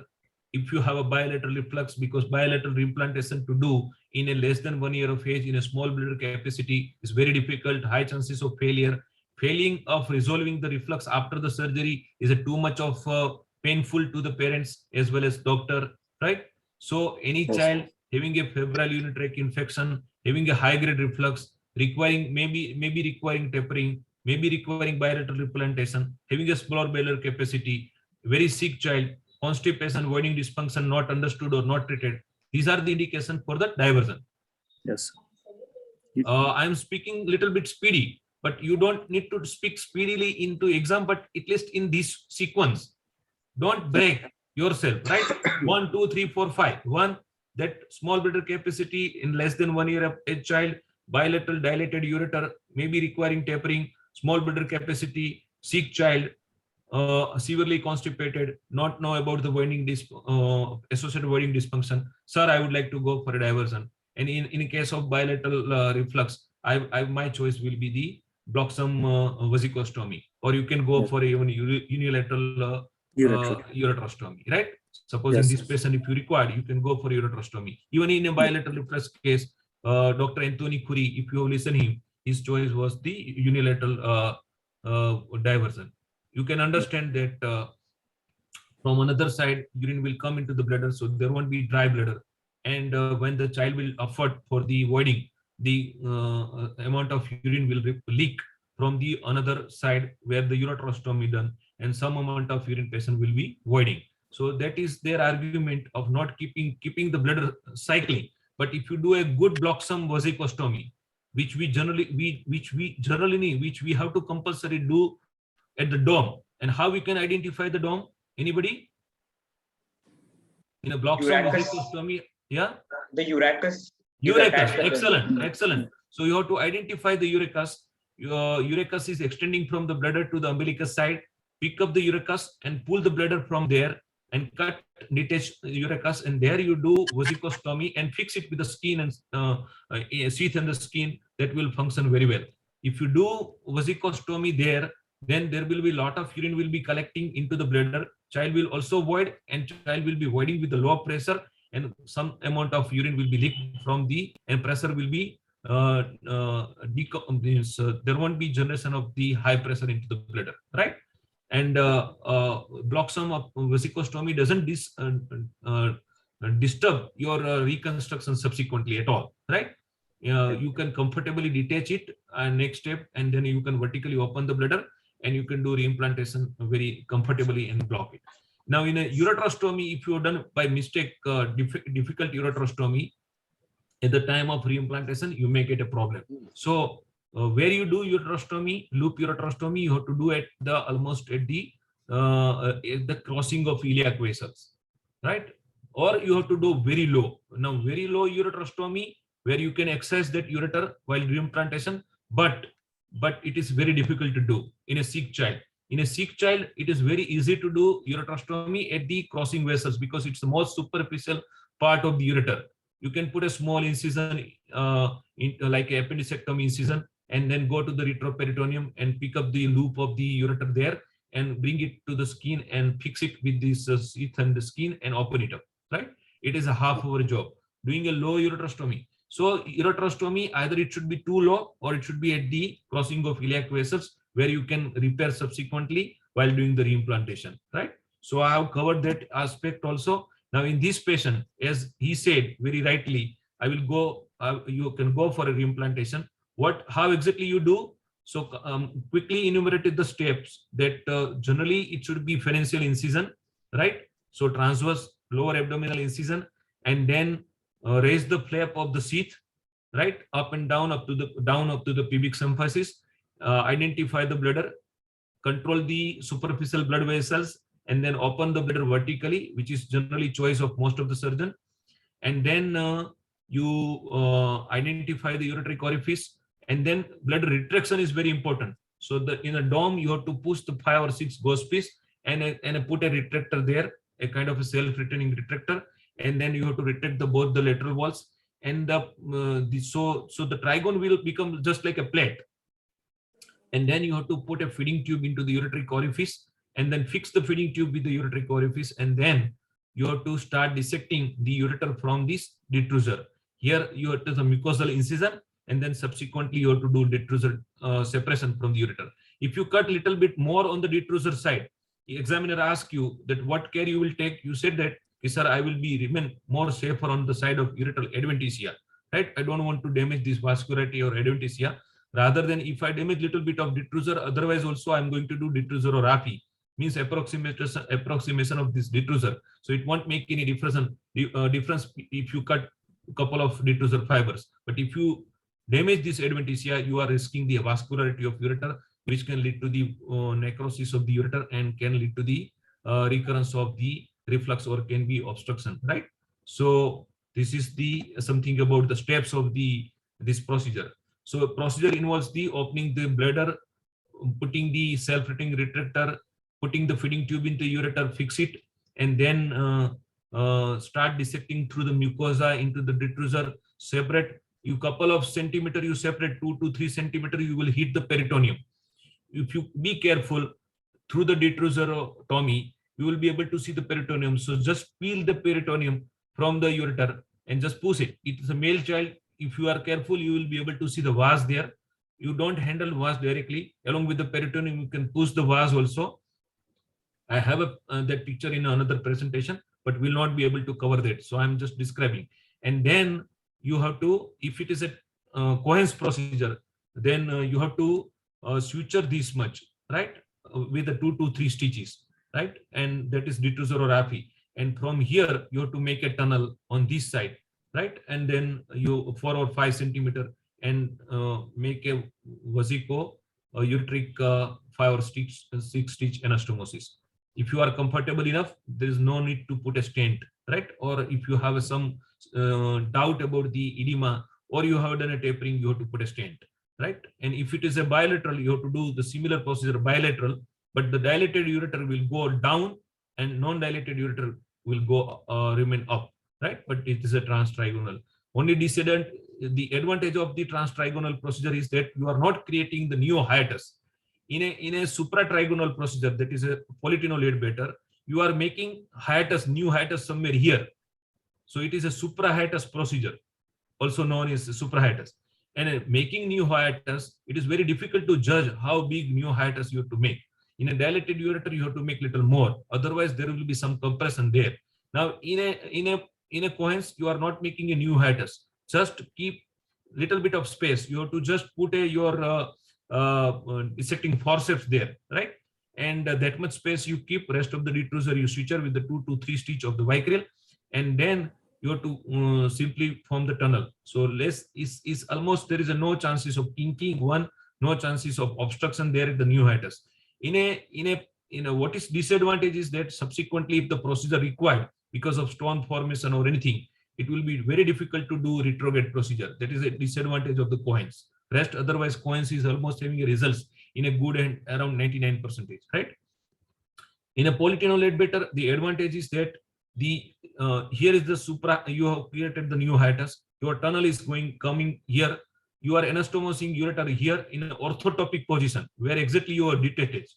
So any procedure subsequently required, it can be done very easily, right? But only thing is that this dissection between the bladder and posteriorly peritoneum, sometimes it is blind, and there are a couple of modifications are there. So polytenon lead better is bit difficult to train yourself in compared to the cohens, right? That is known as extravesical act.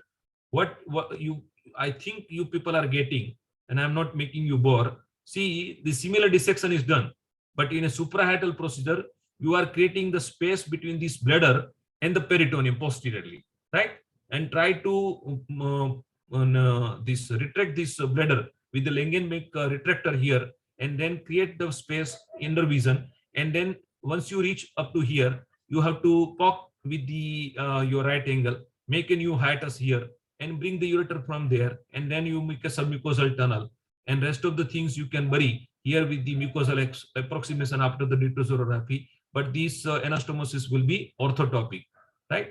So both the procedures are very effective and successful procedures, but polytenon lead better is technically a bit difficult in compared to the cohens. I hope that I have addressed. I don't want it to do this way, but we have a shortage of time, right? Sir, And this is yeah, Soumya, yeah, go ahead. So in the previous case, can we see that we would like to start with continuous antibiotic prophylaxis instead of directly going for surgery? No, I put the patient on the antibiotic prophylaxis. That should be your first answer, right? But suppose they show you this much of picture, right? Patient is already on antibiotic prophylaxis. They are showing you this picture that this is 12 months, having a grade 4-5 reflux, having a already scar. That means patient is prone to develop a very bad pyelonephritis, right? Now, here you can have both the answer. Sir, I will be keeping this patient not only on antibiotic prophylaxis, I will be addressing the voiding, I will be addressing hydration, I will be addressing constipation, I may use empirical anticholinergics, and then I will see if patient is not having a breakthrough infection, I will just follow this patient up to a couple of years, and we'll see that if the patient is doing well, I will be off of that antibiotic prophylaxis after the complete toilet training. But during that time, if patient develops a breakthrough infection, I will go for a surgery. Or you can say that looking to this picture, that there is enough of evidence that this patient has suffered a lot. Now see here, this itself says that this 3 times high grade fever, but not evaluated for the febrile urinary infection. So you can understand that our patients are coming from the environment where they don't have either educational capacity, financial capacity, having a general practitioner or pediatricians who promptly recognize the febrile urinary tract infections. And in that circumstances, any further febrile urinary tract infection is going to be much more severely detrimental to this kidney, right? So these all things, see, you can give a copybook answer. There you have your argument. If you are giving some upfront answer in the form of like this, you need to have your arguments. Okay, sir, considering this history 1, 2, 3, 4, 5, I will definitely go, and I'm very comfortable because this is a very safe procedure. Unilateral transtrigonal procedure or unilateral polytenon lead better is very effective procedure, and not having any morbidity. As we discussed in initially, 99% result, least morbidity, patient can go home in 48 hours. No, most of the time we don't even put the stent. Couple of days of feeding tube or a small catheter into the urethra. There is no need of a drain, right? And the patient's problem is solved for all, right? And now another case is a 16-month male child, failure to thrive. Failure to thrive. Notice this: recurrent fever and UTI, frequent voider with severe constipation, creatinine is 0.6 at this, and antibiotic prophylaxis. Now here you can see, this is the bladder, a big capacity bladder, lazy voider, but urethra is absolutely normal, right? And there is a massive reflux on both the side. You can see, right? And there you can see post-pyelonephritic changes, scar. I'm not going to repeatedly describe those changes, but you must know in exam that this is not hypoplasia or dysplasia. This is post-pyelonephritis. Now what happens? What kind of a bladder dysfunctions are associated with the reflux? There can be overactive bladder or hyperreflexic bladder, right? There can be uninhibited contraction in this patient. There can be a low compliance in this patient if you do urodynamic. We generally don't do, but for the theoretical person, you must know that if you do urodynamic, you can see these kind of changes in this kind of patients. There can be overactive or low compliance bladder. There can be dysfunctional voider, as we see the spinning top deformity, right? They have a high pressure voiding, right? They don't have a relaxation of the sphincter in time, and associated bowel dysfunction. So these together constitute the BBD. If they ask what you mean by BBD, the bladder dysfunction related to the storage, that is overactive and low compliant bladder, and voiding, there can be some sort of a functional sphincter distress DSD sort of thing, and there can be a high pressure voiding and constipation, right? In that case, high incidence of breakthrough UTI on CAP, spontaneous resolution of reflux is less chances, failure of bulking therapy, and even reimplantation sometime, right? So in this patient, while I was treating this patient, right? Now, these are the couple of another cases, right? Here again, 10-month child with a huge hydroureter nephrosis, huge reflux, right? If you try to speak here, reimplantation, you will be under trouble, because they will say that, 10-month child, will you be able to do tapering on almost both the side with a good reimplantation of a 4 or 5 centimeter tunnel? So it's very difficult to get it. Now in that circumstances, you have to speak about the diversion, because here you cannot wait with the antibiotic prophylaxis. There is already devastating effect on both the kidney, right? So nothing is going to work in the form of antibiotic prophylaxis, because there are multitude factors are there. Voiding factor is there, storage factor is there, bacterial virulence is there. You are just by giving antibiotic, you are addressing only one factor, right? So in this patient, it is must to see, sometimes the scarring or damage is not reversible, but repeated febrile urinary tract infection, repeated hospitalization, repeated IV antibiotics, keeping child in hospital, parents into the hospital, this is taking too much of toll on the child and the parents, and that we as a surgeon, we have to fix. So you have to argument in this way into the exam that we are the surgeons, we have to fix the problem. And how we can fix the problem in an indicated patient, in an aged patient, we have to do a reimplantation if required, and otherwise we have to do diversion, because we are surgeon, we have to fix the problem. We are not the physician, we can sit on the chair in the corner and just go on prescribing something, right? So here these are the cases which are very dangerous cases, you can see that, and there you can do, right? So again, another case, there you can see massive dilatation of ureter, massive reflux, very small kid of a 6-month male child with febrile UTI. And this patient, these are the cases, while patient was on prophylaxis, he developed another episodes of breakthrough UTI amounting to admission and vigorous treatment. His problem of BBD, weight still not addressed, right? These are the patients. See, in a 6-month, 1-year child, how will you address the BBD? You don't know, you have to recognize where is the BBD. You can just have a history that how frequently void and how bad is the constipation. That's all. But you can see there is a devastating effect in almost all cases, and these are the cases where you have to do diversion of your choice. My choice of diversion is a bloxam vesicostomy, and there you can see there is this is not a preferred thing, which is a mucosal prolapse and sometimes even bladder grade prolapse. It depends on how you do it, but ideally there should not be any prolapse, but some urine should leak there, and rest of the urine passes from the urethra at the low pressure, right? So, and this is the post vesicostomy. You can see the patient stable down. This is the pre vesicostomy. right? You can see now bladder, right? It gets very well filled. This is the where from the urine is leaking, from where the urine is passing. You can see the dilatation of ureter reduced. You can see here that the ureters are quite adequately in caliber, no need to tapering. So you can avoid the tapering, which is very risky sometimes, and you can successfully do reimplantation and patient can be stabilized. If you look at the previous Dmsa scan, it is almost same. So in conclusion, VUR management, what we can see that somebody read for me. Aditya, you read if you still are there. Yes, sir. VUR after ANH, antenatal hydronephrosis. After ANH, benign course with increased rate of spontaneous resolution. So you agree with this Yes. this discussion? Yes. The sibling and those who are detecting without febrile UTI with the antenatal hydronephrosis, their course is benign, right? Yes, sir. Rate of resolution is high, right? Yes, sir. Stop prophylaxis early depending on grade. Great. So low grade, you can stop it 6 months. High grade, you can wait till the toilet training. Yes. Next. VUR without scarring diagnosed post UTI. A low grade VUR prophylaxis until toilet training. And grade 4 to 5 surgery if breakthrough UTI or persistent VUR after toilet training. Got it? Soumya? Yes, Soumya, if there is no scarring, grade 4-5, surgery if only breakthrough UTI or persistent reflux after the toilet training, it all depends. It is a choice of the parents as well as the surgeon. Many parents, they wish that they don't want to lingering and follow the patient for years together, and as the 5 year passed and the toilet training is completed, female child persistent reflux, if they decide to go for surgery, you have to, right? And another indication is breakthrough. And now next, last. VUR with scarring diagnosed post UTI. For low grade VUR, prophylaxis until toilet training, and for grade 3 to 5, surgery if persistent after toilet training.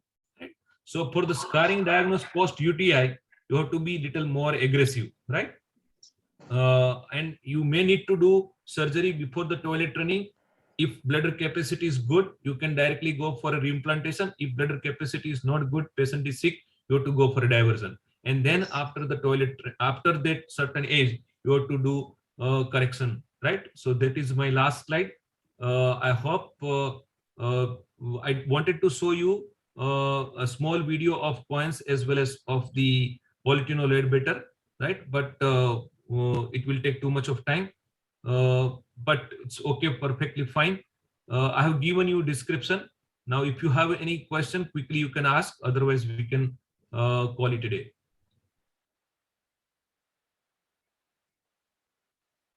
Now, let me ask you a couple of things. Do you think that it is this session is bit useful to you people? Yes. Okay, fine. Second thing, I was bit fast, right? No, sir. Maybe I would have been slow, but that would have taken a couple of hours, right? What I can do for that, I'm posting this presentation, entire presentation, either in our in WhatsApp group or onto the handing over to the Nitesh. It will be reaching to you, right? So you can go through this. You can even if it is recorded into the YouTube or into the Alto, you can listen again and again. And then suppose if you are tired right now, you can communicate anytime to me, and I am absolutely ready to respond to you at any time. Yeah, Vikas. Excuse me, sir. Sir, so in Cohen's procedure, dilated ureter. Yes. In Cohen's surgery, sir, you told me dilated ureter should be make the hiatus in the downward, downward. Yes. To other. So when you are doing cross trigonal, a dilated ureter with dilated ureter will go to the lower tunnel, and less dilated ureter will go in an upper tunnel, right? Sir, what is the importance of Dmsa scan? What therapeutic value does it have? Because we are always discussing Dmsa scan in all age groups, all these scenarios. But what therapeutic value does it have? No. Who is this? Sir, I'm Devashish. Devashish. Okay. In which institute you are? Sir, I'm from Father Muller's, Mangalore, sir. See, the Dmsa scan is having a therapeutic value in that sense Now suppose if you have a 1-year child, right, Yes. having a 2-3 febrile UTI, you have a VCG suggestive of grade 3-4 reflux, right? Yes. Now you want to say something to the parent, na? And you Yes. also want to understand by this time, is there any inflammatory changes into the kidney, or there is a scar formation is there or not. Now having that information, you can get idea about the virulence of organism in that particular patient and the tissue response of that patient.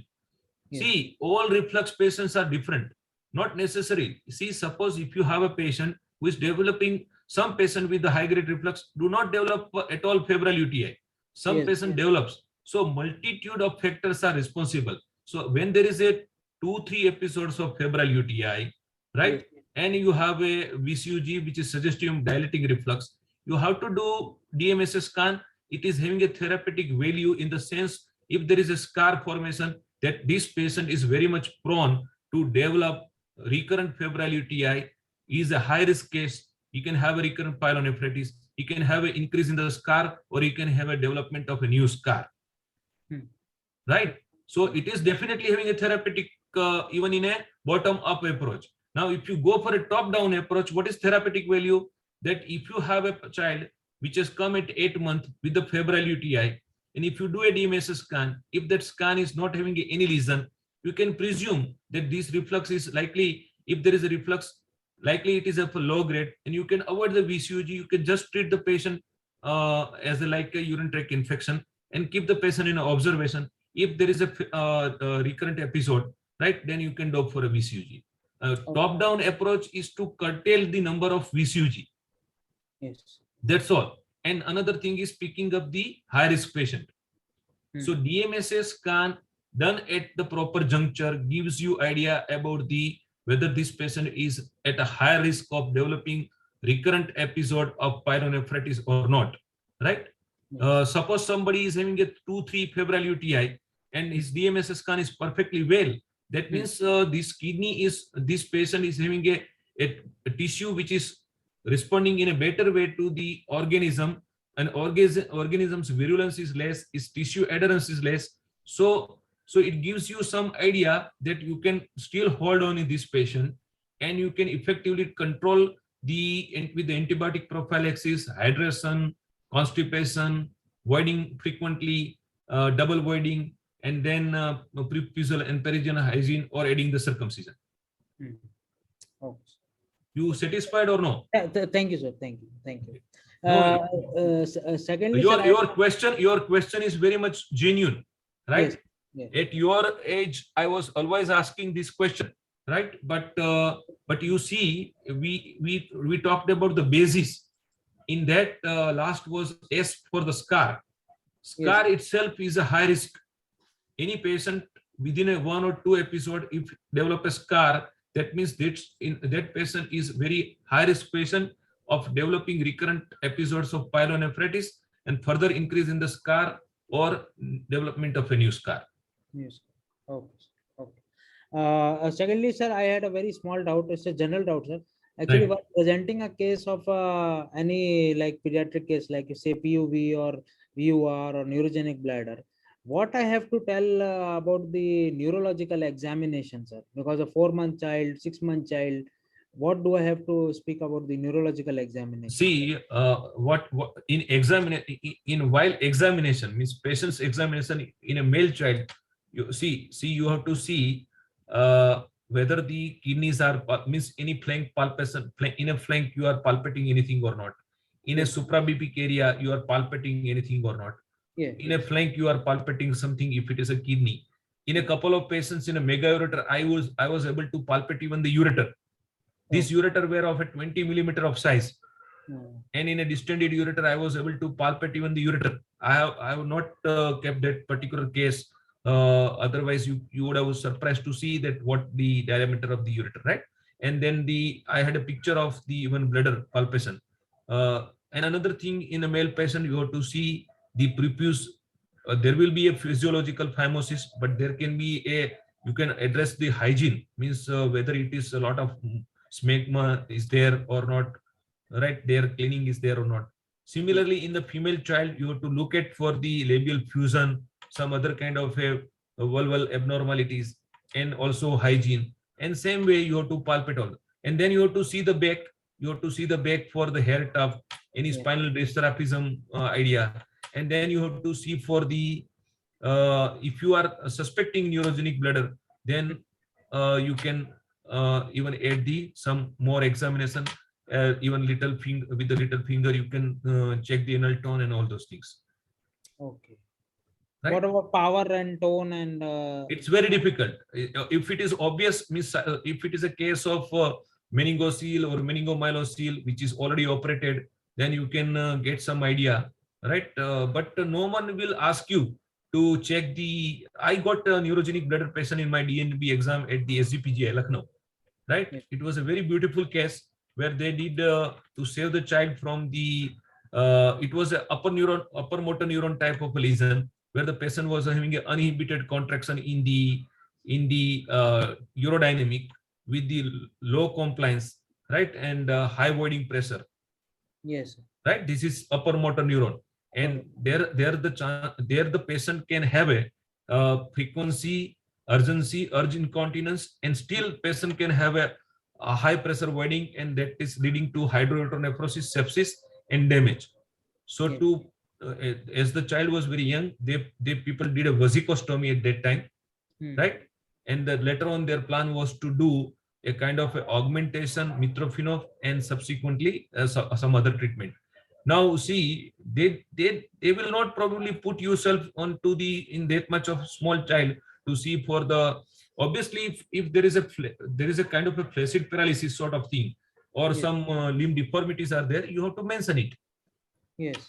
Okay, sir. Right, but if you get a neurogenic bladder case, and if you have some definite this kind of a knowledge, you can score like anything. And it's not at all difficult. They show you beautiful sometime urodynamic, where you can say uninhibited contraction. They will ask you to define what is uninhibited contraction, what is compliance, what is normal voiding pressure, right? Why it is a high voiding pressure, what sort of lesions are there in upper motor neuron, what could be, and then subsequent management, right?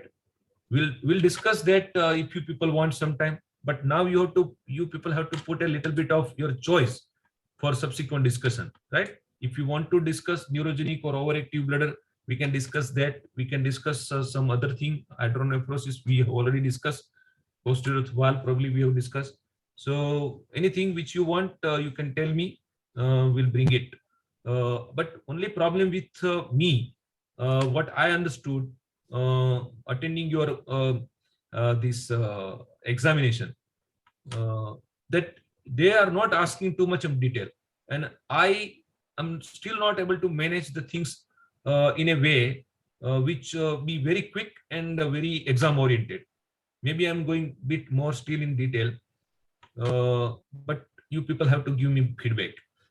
In this particular presentation, I'm knowing these are more than 80 slides. So I was knowing that it will take 1.5 hours at least minimum, right? And we have tried to cover in a way that in our exam, it was almost sure we were getting at least one short note from these areas, as well as one case from these areas.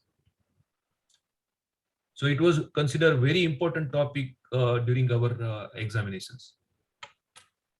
I don't know how much weightage is there of this particular topic in your exams. Do you get short note or long questions from this? Yes, sir. Aditya? We are from RGHS, sir. We do get, sir. Okay. Yeah. In DNB also we get questions on VUR. And you must know at least couple of steps. Suppose even if you are a hospital, somebody is doing vasicoscopic reimplantation, somebody is doing laparoscopic extravesical implantation. I wanted to show you that slides where I have quoted, but I have mentioned already you that in extravesical reimplantation, you must know we are not detaching ureter from the bladder at all. You are knowing that, right? So you are dissecting extravesically, whether open method, laparoscopic or robotic, along the line of ureter, remaining very close to the ureter, not going here and there to avoid the damage to the pelvic neurological plexus. And If it is bilateral, you have to be more specific in that way. And going up to the junction, and then you have to create extravasically little more tunnel as you do in transplant cases. And most of you patients, people are having a, if you have not seen extravasical, but you have seen the modified Greger procedure into the transplantation.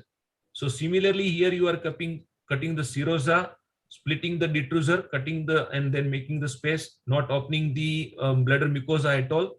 And then after 4 to 5 centimeter of such kind of tunnel, you are putting the ureter into there, which is dissected already, and then you are covering this thing over the ureter. So that becomes extravasical. The advantage of extravasical is that you don't need to put a stent here, as you are not detached. You are not you are just keeping a catheter. If you have done a meticulous dissection, you don't need to put a drain.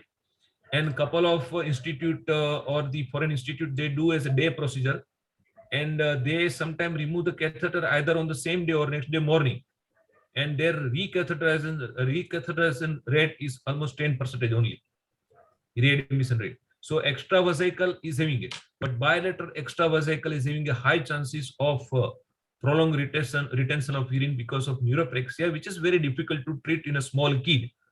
The parents becomes very panic, right? So most of the sensible urologists, pediatric urologists, and those who are having some fear and they have tested this kind of a complication, they try to avoid bilateral this procedure, whether it is open, laparoscopic, or robotic. But a couple of people, they have not seen much of these complications, they are still doing, right? But most of my friends are not doing bilaterally together. In case of coins, I told you the advantage is that there is no creation of neo hiatus. So there is no chances of some obstruction at the hiatus level.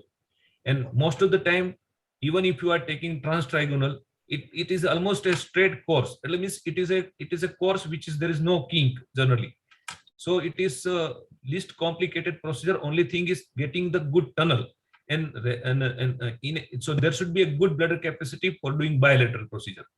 And secondly, in future, if patient requires a retrograde procedure for the stone disease or anything, it will be difficult. But in an era of flexible ureteroscopy, it is still possible. If you ask this Aditya's father, he has done a couple of cases and he has even published and present, or these cases are available in YouTube, how he managed the patients who had already Cohen's procedure and presented with the urolithiasis, right? And about the polytenoloate better, the advantage is that the ureter comes at exactly at the orthotopic position from where you have detached. So any retrograde procedure in the future, it becomes absolutely easy. But only thing is that you are going posterior to the bladder, in between the bladder and the peritoneum, when you reroute from the neo hiatus. Are you able to imagine, or I'm just not getting it, right? You are creating neo hiatus. So you have to go extravasical, right, and bring it to from the neo hiatus, which is superior and lateral to the original hiatus. So in that extravasical act, which you are doing posterior to the bladder, you are likely to hit the peritoneum, sometimes peritoneum content, and in a male patient vas. You can hinge through that, and there can be a kink and subsequently some obstruction. So it appears a bit difficult, and it is difficult. It is really a bit difficult to learn, but that is also a very effective and beautiful procedure.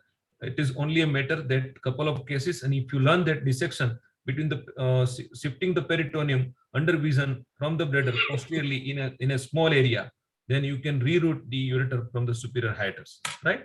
But your tunnel proposition in a dilated ureter must be 1 to 5. In non-dilated ureter, you are still okay with the 1 into 4, 1 gem 4 or 1 gem 3 even, right? And after detaching the ureter, right? Suppose if your diameter is more than 10 millimeter, you need to do tapering. Now regarding tapering, how much to taper? Generally, my answer is to taper only 5 to 7 centimeter. That much you are going to put into the tunnel. No need to go beyond this. Automatically, I will show you sometime if you discuss mega ureter that even huge dilated tortuous ureter gets settled down within a couple of months if you have done a good successful reimplantation without obstruction. which has not led to the obstruction. The rest of the things settle down within a few months. We have a large series of now patients where a huge dilatation required a vesicostomy in a 2-month, 3-month age, and subsequently we have done a tapering with reimplantation, and it has worked completely all right. Couple of people, they exercise whatever extra and tortuous part, and then they go a little higher up to taper, but actually excess part you have to exercise, and you need to do only tunnel of 5 to 7 millimeter, right? And for tunneling or for reducing the caliber, you should know two very popular procedure. One is the excisional tapering, and another is the just what you say? Scarpelli. Yeah, right. So I think that is more than sufficient. We have discussed the even the bladder dynamics with this, right? Which you may get sometime during question. Yeah, somebody was asking question. Yeah, go ahead. Sir, if suppose there is a grade 5 vesico-ureter reflux secondary to bladder outlet obstruction due to posterior urethral valve in a 4-month-old child, should we wait for after valve ablation? Should we wait for 1 year for the vesico-ureteral reflux? We should wait indefinitely. I will say that we go ahead for reimplantation. We should. No, my answer is that suppose if I am a student to answer, I will say that, sir, I will wait indefinitely, because in a posterior valve fulguration, in a persistent reflux, you have to address the bladder. Yes. That days gone. Reimplanting the patient, a case of secondary reflux in a highly trabeculated bladder, those are gone. That can lead to the failure of resolving the reflux, or it can lead to the obstruction, which is not existing there. Why it is not resolving? The reason is that you have not still addressed the bladder in the outlet. You have to focus only on bladder and outlet. It should be safe storage and safe voiding. That's all. And how you can judge that? You have to do in a 4-month child. It's very difficult. Now, if your 4-month child is having a normal maintain normal creatinine, no sepsis, you just continue antibiotic prophylaxis, and just to observe the child, you can at the most add, if there is a bladder hypertrophy, you can add the alpha blocker. You can add empirically even the anticholinergics, and watch the patient with the frequent sonography, that how much residual urine is there and the dilatation is regressing or not, right? Now, suppose still it is not regressing after some year and there is a detrimental effect of that, then you have to address about the condition of diuresis. These kidneys are prone to produce lot of urine because their absorption capacity, tubular reabsorption, is very less, right? So they are producing too much of urine, and too much of urine is coming to the bladder. And when the child is reaching 1.5 year, 2 year, parents start expecting to become a continent, voiding on command, and that puts extra pressure on the child. And at 3 years, you start sending the patient 2 year at playhouse and expecting that playhouse they don't wet till the cloth is. So you are putting another extra burden on the patient, and in that case, they will start holding the urine, which is they are not able to cope up, because the kidney is making a lot of urine because of less of tubular reabsorption, right? Got it? Yeah, correct. So the lot of urine is coming to the bladder, and bladder is not able to handling it. So you have to see that the child is not taking too much water, child is emptying in time. If required, you have to put the patient on a anticholinergics. If required, you have to put the patient on CIC protocol. You need to put the patient on a nighttime catheter drainage or nighttime multiple voiding, and then you have to alpha blockers and all these things you try. And if still it is not working, then sometimes you have to do urodynamic. You have to again judge the compliance of the bladder. You have to judge the overactivity of the bladder, and accordingly you have to take a decision of augmentation with the CIC or augmentation with the Mitrofinov procedure to empty the bladder, but not to touch the ureters. Okay. Got my point? Okay, sir. Okay. Don't see 3 things at the end of the day. I'm trying to tell. I don't know whether I will be coming next time to you or not. Yes. 3 things I want to say about the children. One is that think once when you advise MCU. Think twice when you advise MCU second times, and think multiple times when you advise MCU for third time or CT scan in a pediatric patient. Yes. If you want more anatomical information because of some duplex system or some awkward anatomy, best to do MRI if it is available in your center, or otherwise refer. If they require to give anesthesia, it is a short anesthesia. It is not detrimental, but don't subject the child in a small kid. This is my request, humble request. If you believe me, I have done something good with you people by delivering this lecture or couple of lectures. Please believe me, there is no role of CT scan into the kids for the reflux, hydronephrosis, and a suspected UPGO or in an obstructed mega ureter or VUR anytime. What you can extract everything from the good sonologist. If you are still not having a confidence and you are lacking in the information, nowadays MRI, MRU available everywhere, which is not involving any radiation. So one thing you people will be giving me promise that tomorrow when you start your practice, please see that you are doing a good sonography, you are making a good rapport with the sonologist, and they are giving excellent pictures to you. I will show you sometime if opportunity comes, that these are the pictures you are expecting, this is the report you are expecting. Otherwise, send the patient again and again and again. Yes. Get the what you want. You can get all anatomical information right from the everything top to bottom, right? And still, if you are lacking in the information, if you want more information, subject the patient for MRU without hesitation, or MRI, and if require anesthesia, say yes for that, but no CT scan. And MCU, you should have an indication for exactly the MCU, right? And for the not to do even the repeated renal scans. I agree. One, this thing. And second thing, what I wanted to tell you people is that be good to you, be good to your family and friends, and be good to your patient and the society, right? In a long term, in a long run, that will be the most important thing which will be making you happy. Yes. The rest other things are going to fall in your way. A practice, a name, a money, a bungalow, a car, and everything, right? But if you believe me, you have to promise me that you first of all, you be good with yourself. I have to be good with myself. Be good with your family and friends, because in your bad time, they are going to be there around you. And be good to your patient because you owe everything to them. They have allowed you to study on themselves, on them, right? So and try these things. And over a time, communicate with me after 5-10 years of your practice that you will be one of the most happy person doing this medical practice. This is the most decent and excellent profession. Nothing is absolutely against this profession.